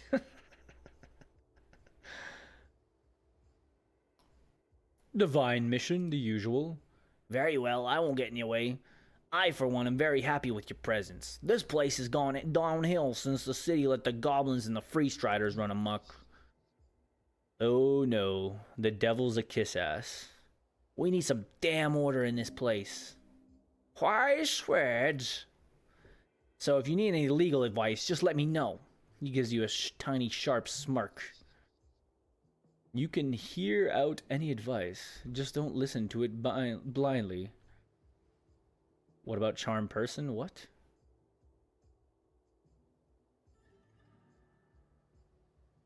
Should I invest in stocks? Oh. I don't give advice, nor have I ever given investment advice. But, he looks you up and down. I should ask, have you bought any shares before, cleric? Uh-oh. I don't share with anyone, little red man. Okay, some basics then. Popularized by the late Divine Era human adventurer companies, a share is essentially a percentage ownership of a certain venture. Could be a guild, could be a company, could be a specific adventure, something that is supposed to grow over time, so you can increase the value of your securities in that venture. It's a risky way to increase your capital without actually doing any real work. Gods, this devil is good. Learn from him. So, should I buy stocks? Look, there are rules in place. Norvik has laws governing what one can suggest when it comes to financial agency. Your god made those laws to protect people of lower than average intelligence being tricked by those with intent. Where can I buy stocks? You can buy shares directly from a venture trader. Basically, someone can give you a piece of paper that says IOU with some legal information on it. Or you can go to the trade hub. I don't think the Toastat exchange is open until the election, though. Why is it risky? Sounds like free money. Good question. I imagine you invest in an adventuring party. They head to the Verdun Hills to dive into some gate-era tomb or an esoteric area filled with talking cats. Something weird and dangerous, but with the potential for a lot of cool treasure to be found and brought back. There's a major chance that those adventurers die out there on their journey. If they do, you lose all the money you invested. They could make it back, in which case you get a percentage of the treasure based on your share. But how often do the adventurers come back with a bunch of treasure these days? Have you ever bought stocks? Sure, I spend about 40% of my income in risky ventures. Sometimes I even get paid in securities, which is nice since I won't have to pay any middlemen. Could people buy stocks in me? Little Red Devil stares at you. If you were to set yourself up as a venture, then maybe. I mean, if you could convince someone to invest in you, without breaking any laws regarding investment advice, I'd be impressed. So why not? What about currency trading? That's something I've heard about too. Oh, that's just the art of switching between various currencies. Say you've got a pouch full of old emperors, that is, the old draconic coins. They're made of gold, so even though there are no governments these days who support it, you can always sell them for the gold value. Great! That's the most basic form of it. But when it comes to city-backed currencies, it gets more complicated. If you got 10 brim marks, then let's say you want to convert them into Reedsian tens. Reedsian tens. How many do you get? 10? No clue. The value of each currency fluctuates day to day, as it does the exchange rate to which each of the other currencies. Not to mention the location as well. Tens are more powerful because of the far reach of the freestriders' trading charters. Brimmarks are near useless in Norvik. Their exchange rate, while still not nothing, is quite low. It's what makes the Blood City corporations way less interested in investing here, which then perpetuates the weak value of their currency. Signs of old Deminor are used in some places, sure, but then bring them out in Norvik and any shopkeeper will laugh at you, holding out your shiny little crystal discs. Old Dimor, a term used for Diminor, often used to refer to the bands before it was just renamed Reeds during the end of the Coast War capitulation agreements. Some say it with sarcasm, others say it with pride. Some say it with fear. While penning is accepted automatically, almost as if it's slightly less valuable than a crown. Then, the soul, on the other hand, is extremely valuable because of the Golden Horde's influence. And the Ilum Janbala, those weird little ice cubes, well, I'm guessing you've never seen one. And you never will. Take one to the exchange station and they will quite literally think you're messing with them. But yeah, that's some info for you. He has been long-winded. Nice rant about coinage. He nods and grins. Economy, you know, messy and fun. That's all I have to ask about stocks. God damn, there's a fucking financial whole overarching system in this game. Fuck, man. Are you a barrister? A tiny barrister? No, I have no legal position within the city. I'm just fairly knowledge in the magistrate's code. Magistrate, the highest government of position below the Lord Patriarch, chosen to rule over a district in Norvik for 10 to 12 years, depending on their bloodline. He shows you a foul grin. What type of work do you do? Oh, wait. What do you do in your spare time? Calligraphy. He likes drawing. How quaint. A true man knows the value of lettering. Oh, fuck. Oh, and I do love me some reading. Gaining access to the Darwinian Library changed my... Oh, this is not my strength anymore. Changed my life. Darwinian Library. The largest public library in Norvik. You spent many years in your youth on those stony walls. What type of work do you do? If you love what you do, you never do a day of work in your life, he says and smirks. So what do you do? Me? I do scribing most days. Got some connections within the palace. The palace, an unofficial nickname for the current rulers of Norvik, named after the palace district in which the most central authority resides. And I believe... Jesus Christ.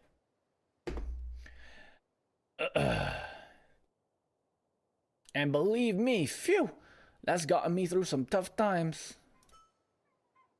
See, whenever some rich asshole needs some legal draft in a hurry, who do they send for?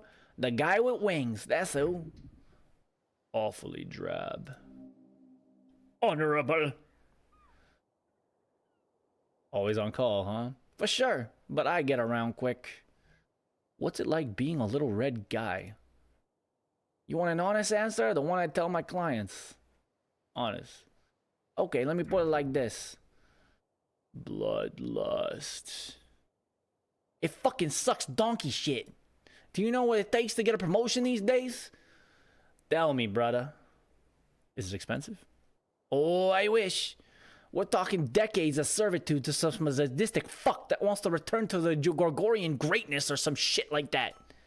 And then, after risking your life and humiliating yourself, there's a chance that this fucking guy will put the effort into promoting you. And if you're unlucky, you'll turn into a freaking bug. Or worse, something without wings. Tell me about these promotions. Sorry, forgot not everyone knows the devil can work. Let's put it like this. Devils have a ranking system. Some are lower, some are higher. Only way to get higher and metamorphose into a more powerful creature is to be promoted by somebody with a higher rank. Just like Forgotten Realms law. But hey, could be worse, he says, and cackles. Could be a demon. What are you voting in the upcoming election? What am I voting for? Same as you, the little devil guy says with a laugh. The good guys. And that means? The city, duh. The elites are quite literally feeding my trove at this point. You think I'd vote for someone to topple them? Voting in his self-interest, as anyone reasonable would do.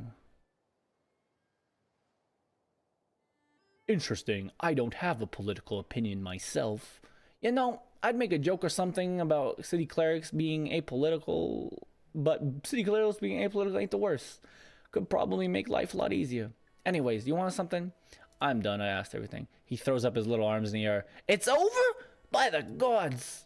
So dramatic. Love this little guy. Actually, it's not. Can you give me free legal advice? Oh yes, I'll gladly assist a member of the Uthgard any day. Just ask.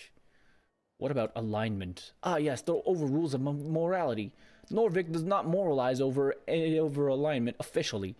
Nor do most of the city-states across the coast. Why don't we lock up all the evil folk? There have been states through the history who have tried to. They ended up not too well. I'm no expert, but I would say it's mainly to do with the origin of this evil. It's selfishness at the core. It's got nothing to do with how people actually act.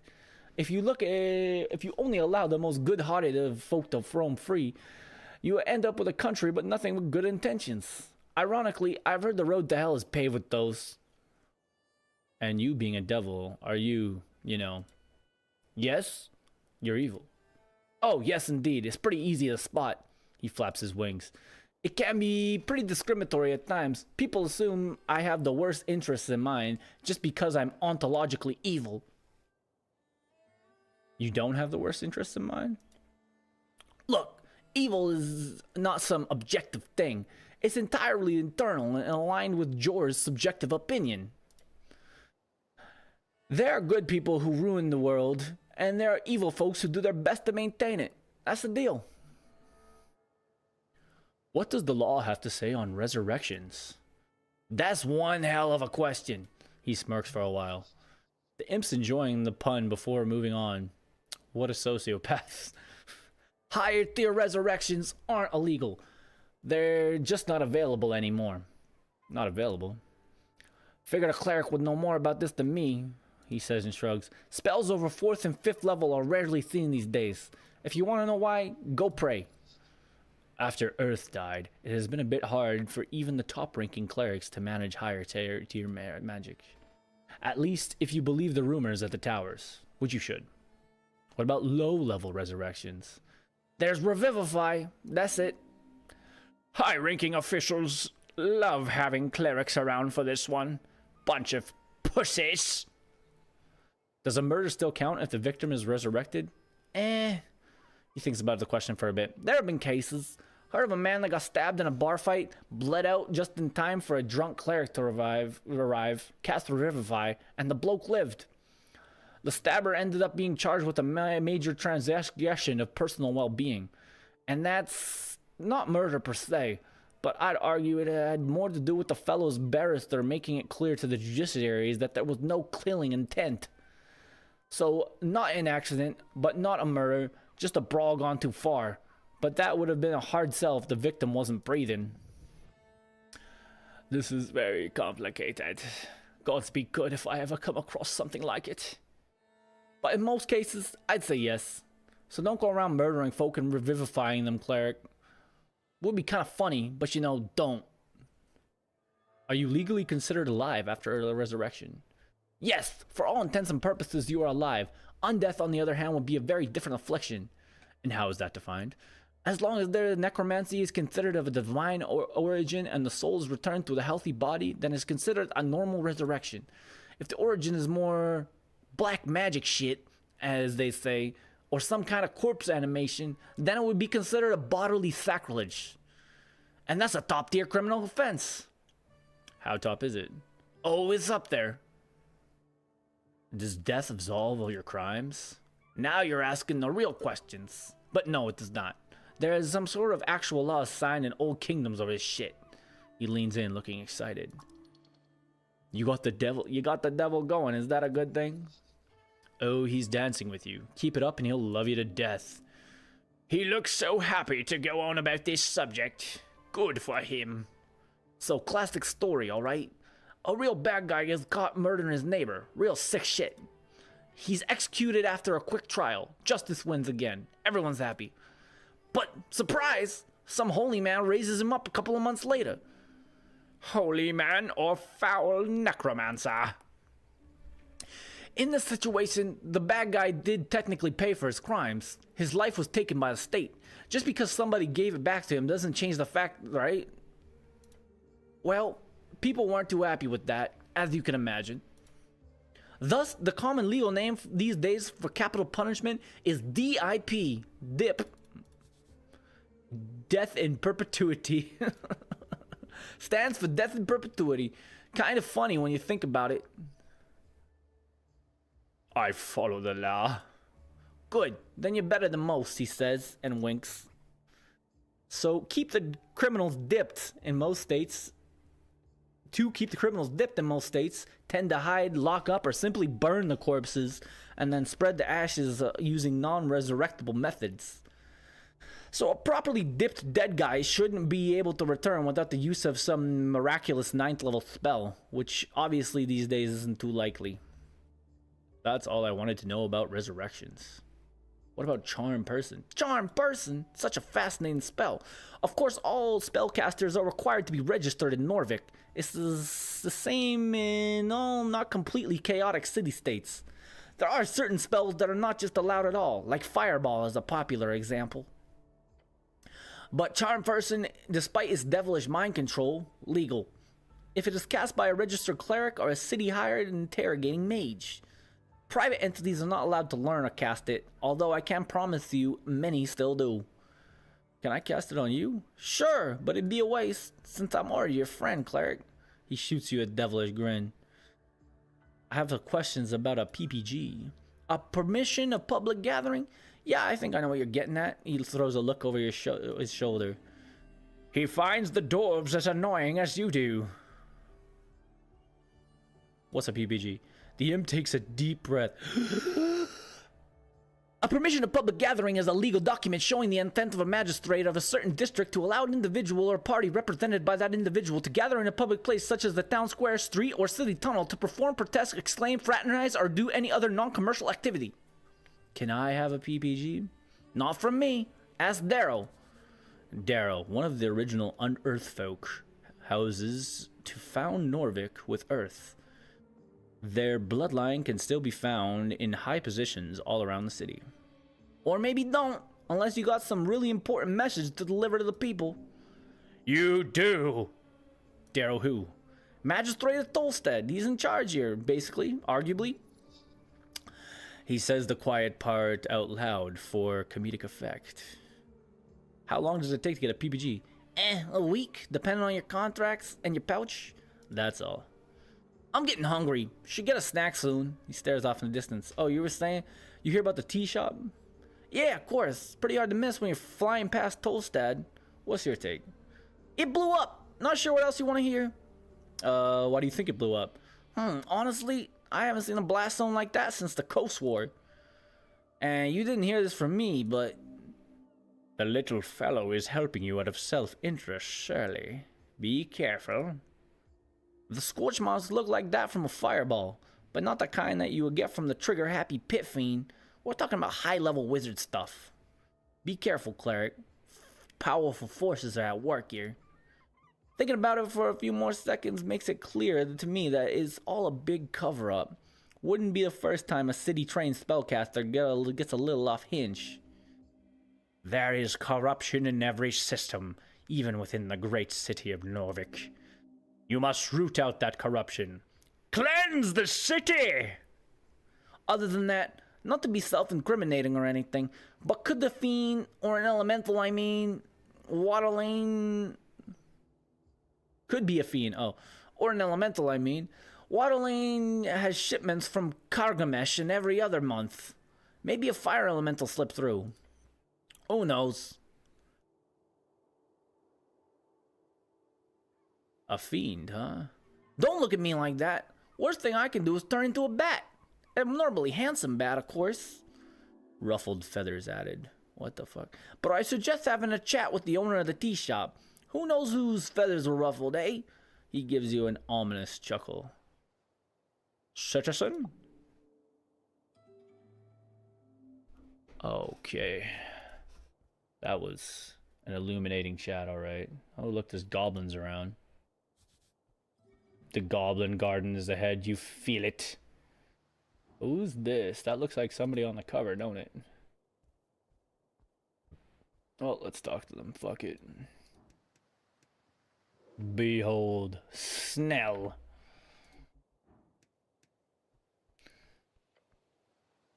You find a goblin sitting at the tip of Tolstad. His clothes are fit for a Reedsian trader, and his haircut is fit for a scotty nobleman, a superficial fellow. A little weasel. Let me guess, you're the cleric. The cleric, yes. Yes, I am the cleric. He nods, looking annoyed and tired. The cleric in you stirs with quiet confidence. I'm Snell, runner and handler of the Whibbit. Our lady's been waiting for you. Old lady? His wife?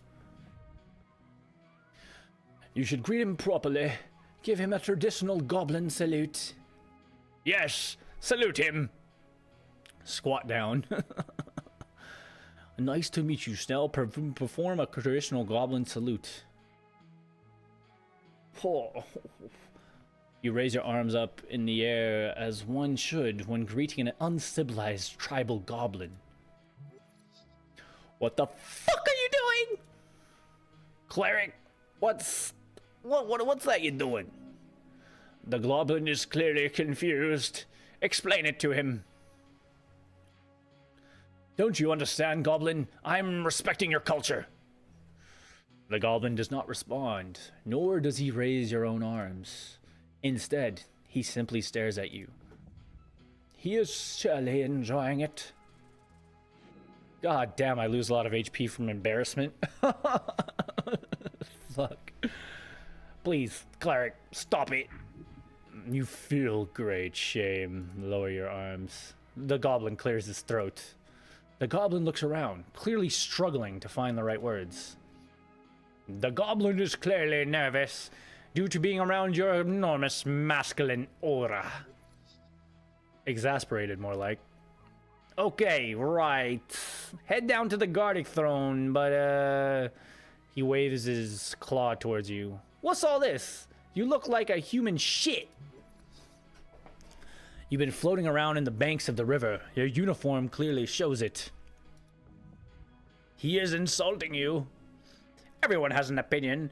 This distasteful dress choice of this goblin sure looks like shit as well. Whatever do you mean? I fell in the river. I died and was reborn. Now that's, he says, pointing at you, that's a good excuse. He laughs and motions down the stairs. Just dust yourself off. Holy fuck, my fucking lips are dry after all this talking, man. The dragon's waiting, and trust me, you don't want to disappoint her. Tell me more of this lady. Sure. For starters, she's the most powerful woman in Norvik. And considering there was an explosion yesterday right in the middle of her territory, I think it's about time you do your damn job, cleric. Rude. You are on a holy mission. You cannot rush such things. Is she spooky? Yeah, real scary. Insult her and she'll bite your head off. Then she'll scorch your corpse to dust. He laughs and crosses his arms. Hey, but seriously, she will fuck you up if you annoy her. I'm not annoyed of her. Famous last words. Okay, lead me to her. Good, but to make it perfectly clear, some ground rules. Don't say anything stupid. Don't climb the trees. Stay away from the edges. And, he grins, showing off his polished fangs. Enjoy the garden, cleric. The goblin scurries down the stairs. He seems to be in a hurry. Your body trembles. Tell her what she wants to hear, and you'll be fine. You look over the river. The cold Ascani wind seeps through the cracks of your helmet. Earth be blessed. He is always with you. You do so, with great stride. Yeah, sure. What's this, though? Nature seeps through the cracks. Okay. Well, I guess we'll go down.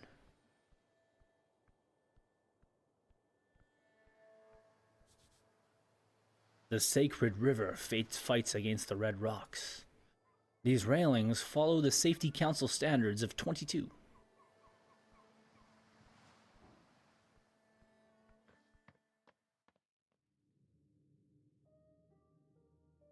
Goblin Garden, Lower Tolstad.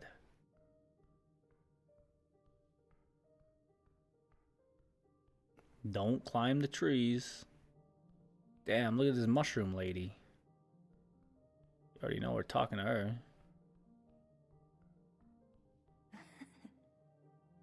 Nesquikla, Nasan of the Green. At the top of the garden lookout, you see a strange creature hunched over. She appears to be messaging some shrooms. Underneath the large hat, her drooping gaze slowly glides over you. Cool hat. You should get one like it. The elf drops a final piece of mushroom into the bowl on the table and gives you a creepy grin. Elf, scary primal overlords of the forest, rare in Norvik, but they've gotten their hidden roots all over Ascan. Nice corner you have here. Slowly, and in an appropriately dramatic fashion, she widens her eyes to reveal her piercing red pupils, and her grin widens even more somehow. Her expression leaves your legs weak, and not in a good way. Oh gods, she's trouble. She's real trouble. Just look at the size of her head. Look at those pointy ears, one on each side, and those eyes. An elf, aren't they rare? In your days, you've only seen a handful of these gangly freaks.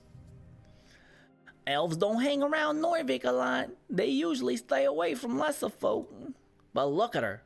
This is no elf of Ilum. This is one of those dark elves. Hello, elf. You hear a guttural chuckle leave her lips. A man who delves into the garden, his sight set upon the mysterious below. Are you that man? No, the mysterious can stay so. Oh, yeah, I see. Am I that man? She's just being dramatic. You are a man, but which one? Cannot be said. Her strange question will not affect you, for you are indeed a true man. I'm a man. Oh, a man's man. Exotic. The elf stammers? Or is that an idiolect? She turns around, her red eyes glimmering beyond a mist of spores. Neswikala of the Green. Call me Nasan. I am underling to Hierophant of Fidiana. That's ridiculous. Why would a dark elf be an understudy to an elephant? There is something esoteric going on here. You're the understudy to an elephant? She just gives you a goofy smile. That's not what that means, human. I am a druid in your tongue. I've spent my days handling the primal forces, that which grows and decays. Do you know much of it? It's about nature spirits, right? Like warlockism. No, do you? I learn new things every waking. But no, I would not say I know much at all. She lowers her gaze, what you realize for the first time since she raised it. I would like to hear your tale, human. There is much to be learned from your folk about your settlement in this bond. Settlement? It is a great city-state, not some lone village. How sustainable is your lifestyle? Am I supposed to know that? You mean me in particular or my people? Both, or either. She presses down a mushroom in her bowl, sending a puff of spores in the air. Sustainable, question mark. How do you replenish the resources you consume? And if you do not, how many years until depletion? I'm supposed to know that? I do not mean an exact number of hours or even until you run out of natural resources. Just in approximation. And perhaps the toll of your impact on the others of your vicinity. You want an answer? You want an answer now? If you have it. But there is, of course, no stress. Think about it, move on. The elf speaks of the realm. How long until your way of life collapses? Earthfolk will eventually chew through this land and be forced to expand. We lived in balance here in this city.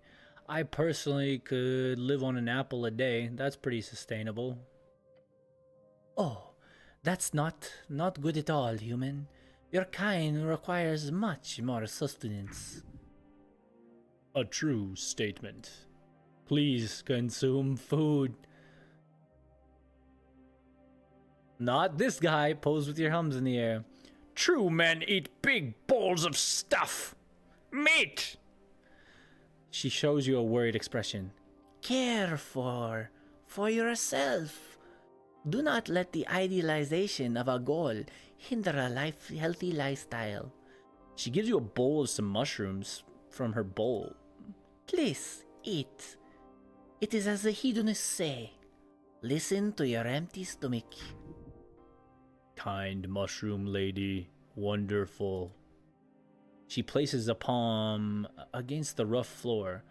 Ophidana has helped keep the undersea from being overtaken by unbalancing powers. Demigods, fiends, celestials, your human arcanists. Each creates a power that only overtakes the primal. They do so with ease.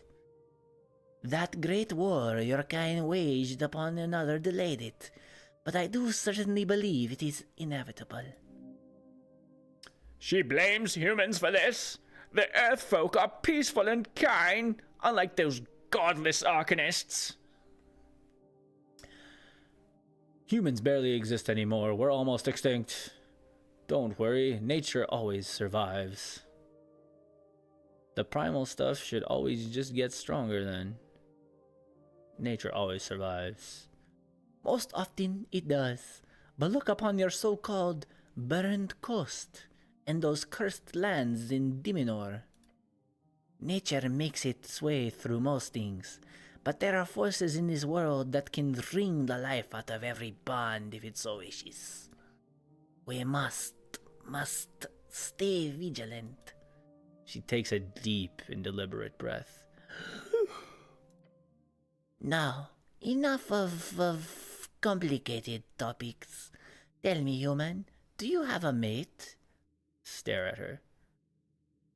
What the fuck? The initiative band popped up again. Well? Your cheeks clench. Yo. Hey, yo. She is not allowed to pry. Rebuke her. Your mind races. Hostile? No, probably not.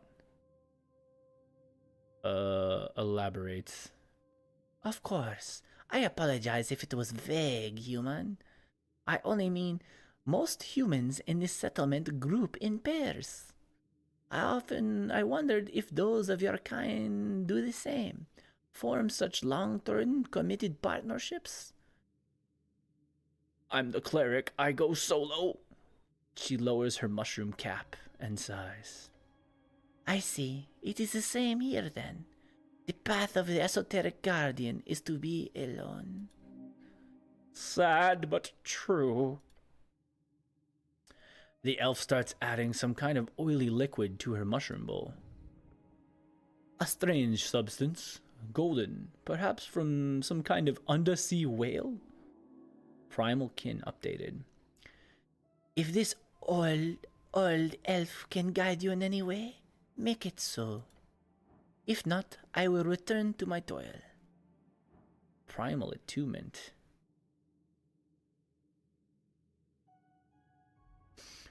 You don't look like an elf. LOL. What do you know about the tea shop? Only what the roots whisper to me. The elf leans closer, twisting her head to the side. You must delve deep, human. Something rotten happened that day. The green quakes. They fear what's to come. They whisper. Oh, do they whisper anything useful? She leans back in and lets out a resigned sigh. You do not speak with the trees often, do you? Insane behavior. So you were here when it exploded? No, I was much further below. And what do the goblins whisper about? The city is at fault. That Lady Sageleaf should take over. The usual. Such speech is highly illegal. What do you think happened? I will not deliberate on things I have no knowledge about. Thanks. You're welcome. What are you voting in the election? I am not a citizen of Norvik. Okay, cool. Cool. You don't look like an elf. What do elves look like? Pointy-eared bastards. Maybe you do look like an elf. She nods. We do not call ourselves that. But to your people, yes, I am an elf. Pimea. She closes her eyes.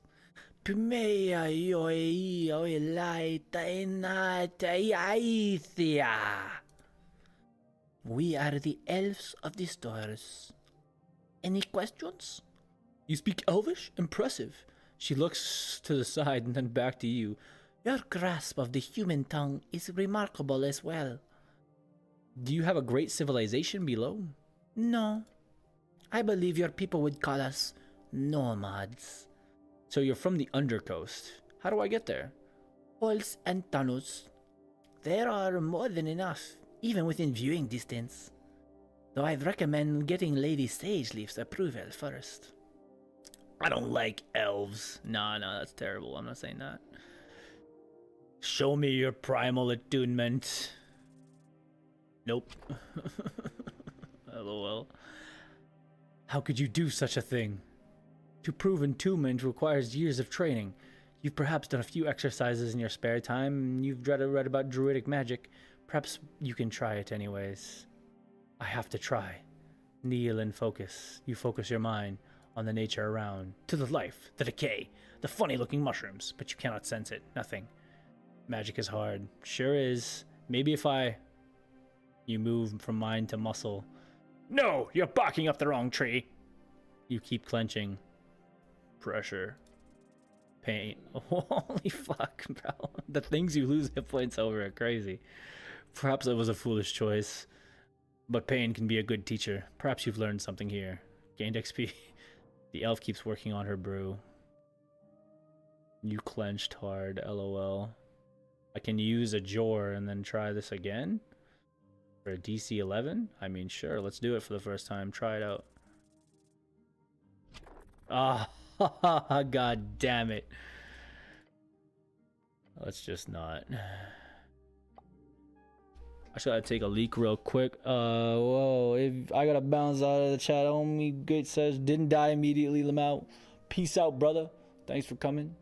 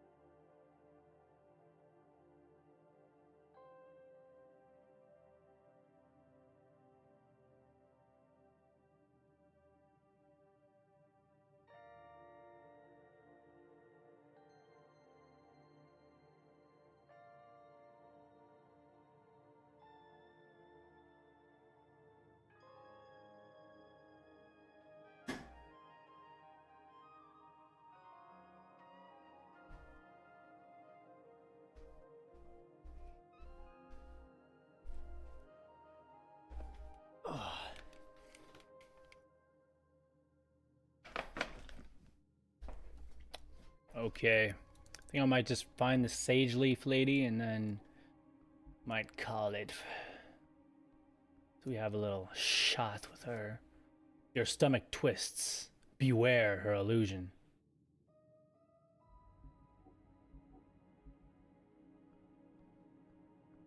Lady Sageleaf, is it? The dragon herself. You approach him below a sprawling tree. The well-dressed goblin stands proud beside his master. Go ahead, cleric. With a proud smirk, he motions towards the wooden throne. Such a little weasel. You should stand before the throne. Address her court. Okay, then leave. Milady. Lady Sageleaf.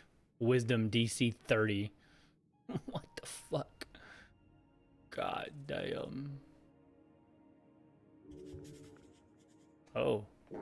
I got some information out of that somehow. Level 18. Whew. Something is very wrong. Her eyes are striking your soul. Hold on to that feeling or you will be consumed. She wields power you could only dream of, yet her actions betray her nature. Evil? Good? Is selfishness for one's own tribe the defining trait? Oh my god, she has 27 strength and 25 con. Holy fuck. What a fucking unit. My lady. You approach the throne. The sprites flutter, their glow illuminating the trunk of this great tree, its roots reaching far below, its branches holding up the dirt ceiling above.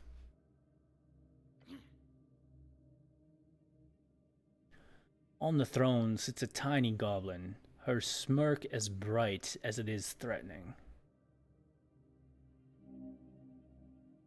So this is the dragon. Yes, I can see it. Her glare is magnificent. Damn, what kind of voice should she have? Cleric of Narvik, of earth and river. Her shrill voice echoes out throughout the chamber. I was assured by your masters, the top brass of the palace itself. Her voice causes you to shiver. They told me that the cleric of the highest standing would arrive within the hour. So tell me, human. You should run. No, wait, you can't, but you should. Why am I sitting here waiting? Tread lightly. You need her on her side. Make sure she knows you're on hers. Every word you say here could have a profound impact on this quest of yours.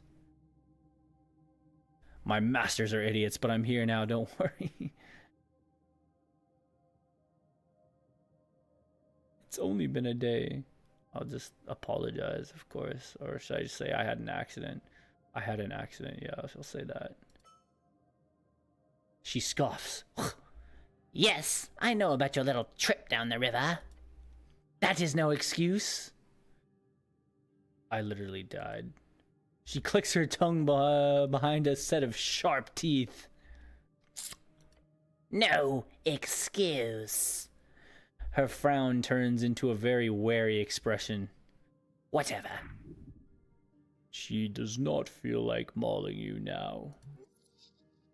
You're dancing on a fine line. Hers is a frightful presence. You need to stand. Do not let her impact your stature. You can't take this much longer. You gotta get out of here. Constitution, try not to be frightened. Here we go, baby. My main stat. Bada bonk. You brace your entire being as you meet her gaze. With trembling innards, you resist. She lifts her chin. You stand. Good. The dragon leans on her armchair, letting out an exhausted groan. Ah, it is vexing to watch my streets descend so far. Are you even aware, cleric? A local business caught up in an inferno in the middle of the day, right on Pillar Road. My road. She roars as you stand your ground. And yet, Magistrate Darrow, She spits out the name like it's a curse word. he alone believes the halfway bridge does not have jurisdiction over this particular location. Her anger is pure and intense. She's trying to reel it in. The magistrate speaks for the city. Why does Darrow say that? Where is your usual jurisdiction? Why does Darrow say that? Because he is a fool born out of nepotism and alcohol. Sick burn. Horrific slander. And where is your usual jurisdiction? She leans back and picks something from between her fangs. I have an official recognition of law on Lower Tolstad. And where is this tea shop located? She glares at you. It is, or was, rented out on the corner of the central fort, just above the holes, next to the pillar. She snaps her fingers towards the goblin to her right. That means it's been part of the core foundation of the island fortress. Therefore, that property is legally an underground rental unit, he says, bowing his head. Lady. My people have been handling that damn crow contract for years. But no, suddenly when the entire unit goes up in flames, that's when my people no longer have the right to even enter the premise, to deal with it, to clean it up even. Now suddenly it's the city's business, and we should keep our noses out of it. Corruption, plain and simple. Sounds shady. That's one hell of an accusation. LOL. Don't slander the great city of Norvik, goblin. LOL. Sounds shady. I was gonna say, that's one hell of an accusation. Her sharp glare stabs you. Oh, you haven't heard half of it. And don't get me started on the actual effect this has had on my people. Smell! She says and beckons towards the comely goblin. He approaches the roots and takes a bow. Lady Sageleaf? And then he turns to you. The magistrate says that there was an accident involving a fireplace favor. Yet they've yet to send anyone to actually investigate the scene. You want to check it out yourself? Of course! The lady glances at him, to which he responds by making a nervous face. The explosion occurred on the 21st of March, just past noon. 3 minor injuries was reported in the area. Luckily, foot traffic was low at the time of the incident, so despite the massive kaboom, no dead folks. Who were the injured? We only managed to get one name in the chaos. A certain Frank, son of Frank, was said to have walked away with lesser burns. It is honorable to name a son after the father. Ha! That ain't a real name. He was apparently dressed in a fancy yellow outfit, whatever that means. Beyond that, we got some conflicting accounts. One person said, quote, he looked like one of them dungeoneers, you hear? Like a real adventuring man, end quote. Another said, looking to get out of the trouble and heading down right down to the stairs of the water lane. Dungeon or water lane? Both sound terrible. Frank, son of Frank? Yeah. That's a fake name. Uh-huh. A dungeoneer? If you believe it, that comment was from one of the militia members. Could be smart to check the city below just in case, despite the dangers. Down to the water lane? Yeah, seems like he was heading in that direction. Though down could mean a number of things, water lane included. Fancy yellow outfit. I'm assuming some sort of reed-seeing fashion. Why was he there? We don't know. Was he inside at the time? I doubt it. Considering the state of the building, Where is he now? we don't know. They have not located the man despite their major efforts.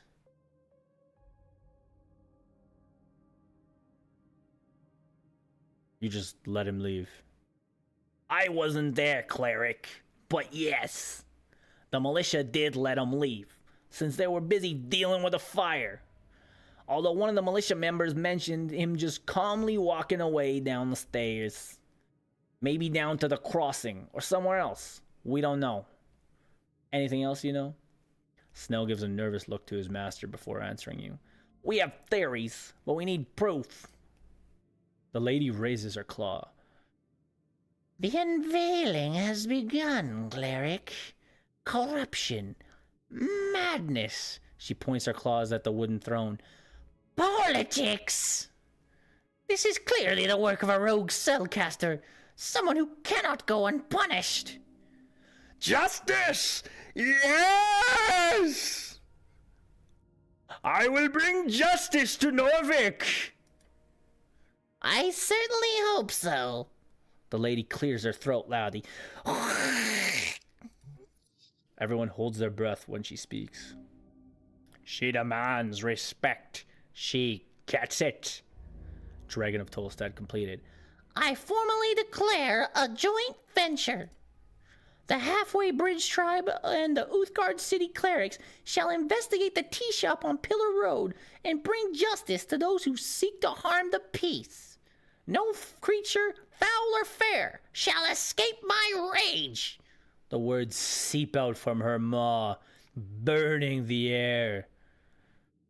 Every goblin in the chamber looks upon her in awe. She is theirs to serve. The dragon has spoken. So this is about revenge. Revenge? No, cleric. A gardener does not seek revenge upon the hail snail. They are simply eradicated. This is about keeping the peace. Nothing more. Snail? Yes, Lady Sageleaf. He says, bowing his head. You're the handler of this case. You worked on it since the explosion. You know it more than anyone. Oh la la, complimented by his queen. I want you to represent the tribe in this venture. His face lights up. A goblin and a cleric. Together you will have access to both the upper and lower Tolstad. You're gonna have the pretty boy around? Damn, I thought this was gonna be fun. Do not disappoint me, Snell. It appears you've received a party member on your divine mission. Sad it had to be a damn goblin. I've always wanted a goblin of my own. He ignores you. The goblin takes a deep bow. Yes, Lady Sageleaf. It'll be done. The evil forces at work will be vanquished. Huzzah! Miska Sageleaf looks at Miska Sageleaf looks at you in the way that one observes a kitchen mold. This guy, he's the one. Just keep him in line. First priority is the tea shop. We need to gain access. Your new goblin companion gives you a quick wave. Let's go, cleric. Snell has joined you as a companion. You can speak with him if you need help finding your way across Tolstad. For as much as he told you, there's a danger you're missing here. You should investigate the tea shop thoroughly. And we should also look for that witness. Yeah, a Frank dressed in yellow. gods, that's funny. Either on the water lane or down in the city below. Yeah, the port of the dungeon. I suggest a point, since it's slightly less life-threatening, generally speaking. How do we gain access to the tea shop? Talk to your boss, Daryl. Or I guess he's not your direct boss. Or whatever. You'll need to get an audience with him. if you want to get inside a tea shop. Right, and where is this tea shop again? The goblin side. You know the massive pillar going up endlessly to the sky? Yeah, just west of that. The pillar is a centerpiece in Norvik. A glorious esoteric monument. One Earth gladly kept in his new city post-reconquest. What pillar? Very funny, asshole. Just because he's an expert on the boring local monuments doesn't mean you don't have to be. Oh, does he mean the Pillar of Jor? The one stretching up to the sky endlessly? That one? Alright, let's go. Yeah, sure, let's go. Neat. Neat indeed. Alright, finally got our first companion. Oh, we met some more people. Talked the day away. We're up to 2 p.m. on day 1 now. We only have 5 days, and I've already used most of the first day. Or at least half of it. I don't know. I feel like time might actually matter. My boy in the chat tried to tell me time didn't matter. I don't know. I think he might be tripping. I feel like it might matter. But yeah, that's it for today, y'all. Thanks for watching. Love y'all. Everybody take care. Go figure out what happened to Tea Shop next time on Dragon Ball Z.